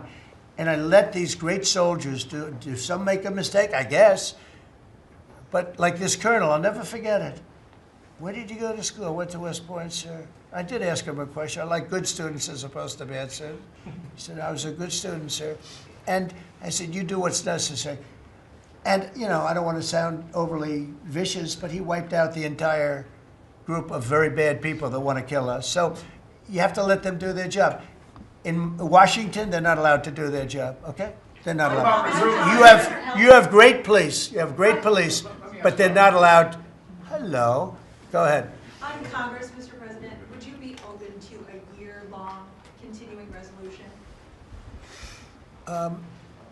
I'm always open to whatever is necessary. Look, here's the problem in Congress. You have Democrats that will never vote for anything. I could say that we're going to lower your taxes by 50%. We're going to guarantee you free cities, safe cities. Nobody will ever get touched, molested, beat up, shot in the head. We're going to give you the greatest country ever. We need your vote. And they won't vote. And they do it in unison. The only thing they do good is cheat on elections and unite. You know why they unite? Not because they're good or they're loyal people. They unite because they're afraid. They're afraid of the radical left. And you can't get their vote. So we have a vote coming up at the end of September. And I think we're going to pass it because we have the majority. And I think almost every Republican will vote for an extension. Because no matter what deal you make with these people, look at Schumer. He made a deal a year and a half ago, and after making the deal, he's been almost run out of the party. He's not the same man. He's not the same man. He's finished. He aged 20 years. He's become a Palestinian, by the way. We call him our great Palestinian senator. But Chuck Schumer, and I wrote him a letter. I said, Chuck, that was really great. Thank you very much. And somebody gave the letter to the press, not me. And he was destroyed because they thought I was being sarcastic, and I wasn't. He made a great decision. It kept our country open. It was a positive. But you can count on almost no vote. I mean, I see things. I'll give you an example, crime. So we're going to pass a bill to stop crime. We may not get one Democrat vote, okay? We may not get one. So when you say continuing resolution, I guess so, and it's going to be passed exclusively by Republicans. On farm Mr. President, visas, why do you use you policy mentioned in to Iowa that you derogatory wanted to sense, see sir? some changes to the H-2A visa program for farm workers. Right. You mentioned in Iowa that you want to see changes. Do you want to see that before the fall harvest? Well, I love both groups, and we take care of our farmers, and we also take care of the people that want bad people out of our country. And we're working on something that's going to work really well. We take care of our farmers, but we also have to take care of those people that voted for me because they don't want criminals in our country. And we're working on something where we can take care of both. You were talking about the CBO report that two of your cabinet members were talking about. I remember back on Liberation Day, many of us reporters covered your detractors, people saying that it was going to explode the deficit and therefore explode the debt. Who all has called you to say I was wrong? That's very good. You know the answer to that. Okay, yeah, please. Mr. President, Governor Pritzker said yesterday that he, at a press conference, that he would encourage nonviolent resistance to the National Guard if they were sent to Chicago. What's your response to that? He said what? That he would encourage nonviolent resistance if the National Guard is sent to Chicago. Look, this guy doesn't know what resistance is or nonviolent resistance is. He's a bad politician. It's amazing. I mean, if he didn't have the money, he wouldn't get any votes because there's no compelling reason to vote for him. The guy's a major loser. But it would be nice if he would call me. I would change my mind immediately. He said, you know, because everybody knows Chicago is a hellhole right now. Everybody knows it. It's not like he's saying, Chicago has much better numbers, right? Well, what's much better? You mean 100 people are going to be murdered? It's going to be much more than that. So I would have much more respect for Pritzker if he'd call me up and say, I have a problem. Can you help me fix it? I would be so happy to do it. I don't love, not that I don't have the right to do anything I want to do. I'm the President of the United States. If I think our country's in danger, and it is in danger in these cities, I can do it. No problem going in and solving, you know, his difficulties. But it would be nice if they'd call and they'd say, would you do it? And we do it in conjunction. Now, we work very well with the police because we naturally get along with the police. So the police and us work really well together, whether the mayor is opposed or whether, I mean, you have a really rotten mayor there too. He's got a 6% approval rating in Chicago. And I see black women wearing a red MAGA hat last night on television. Please let the president come in. My son was attacked. You have a force of black women. They're like only Trump. They want Trump to come in. And you see them, they're all over the place in Chicago because they're afraid to go out and they don't want their son or their daughter killed, just like your parents didn't want you killed. And we have a tremendous, look, it's not about winning elections because we want to have nice, fair elections. It's not politics. We want to see a safe country. You have people that want to see a safe country, and they're great people. You have great people in Chicago. The mayor is at 6% approval. He's an incompetent man. He should have never been put in a position like that. He can't handle it. You have an incompetent governor there. You have an incompetent governor in California, Gavin. I know him very well. He's incompetent. He's a nice guy, looks good. Hi, everybody. How you doing? He's got some strange hand action going. I don't know what the hell his problem is. It's a little weird, to be honest. There's a little something shaky going on there. But, you know, all he has to do is call me and say, we have the Olympics coming up. We want to make it really good and safe. And I'll put some really good, great American patriots in there, and you won't have any problems. Don't forget, it's loaded up with some stone-cold killers, some really bad people, some people that were just born to be bad. They're criminals, bad criminals, dangerous. And we can solve the problem for them very quickly. What can you do? Okay, you know what I think? I think this. You have not had this happen for 4 years. You sat and you'd ask one question to Biden, and it was always the ice cream question, right? What flavor ice cream do you like best? I like vanilla. And that was the end of the conference. I think now we've done enough. These people are very busy. I want to just thank, this is the greatest, this has never been done before. First of all, a cabinet meeting was sacred. You'd never let the fake news media in. But the fake news media isn't all fake. It's, a lot of it is, but it's not all. I think it's a great thing. I think maybe it's going to be done in the future. I hope it's going to be done. But you really get the word out. I mean, we had, each one of these people spoke. I think each one, if I thought one of them did badly, I would call that person out. I would say, Christy, what the heck are you doing? Please don't say that. No, but no, seriously, you have a very talented group of people. They get along, they work along together, and there's something really nice about just, you know, the openness of what we're doing. It's government. It's an open government. That's what we are. And we haven't made too many mistakes. Maybe we'll, but we haven't made too many mistakes. We've called it right. And I think you can be very proud of your country. We are a respected country again. We are really, right now, respected at the highest level, and we're doing great. And we're a very rich country again, very rich. And that's a good thing, because when we're rich, we can take care of poor. And that's what we're doing. And we're taking care of crime. And I hope, just in finishing, I hope that Illinois, I hope that New York, I hope that California, I hope they call me and they say, I'd love to have you come in and help us out.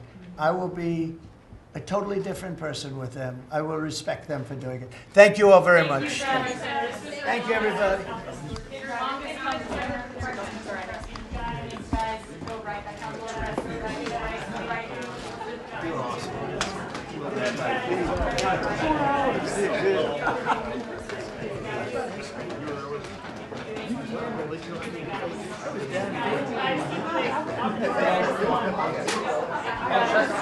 I'm not even. Thank you.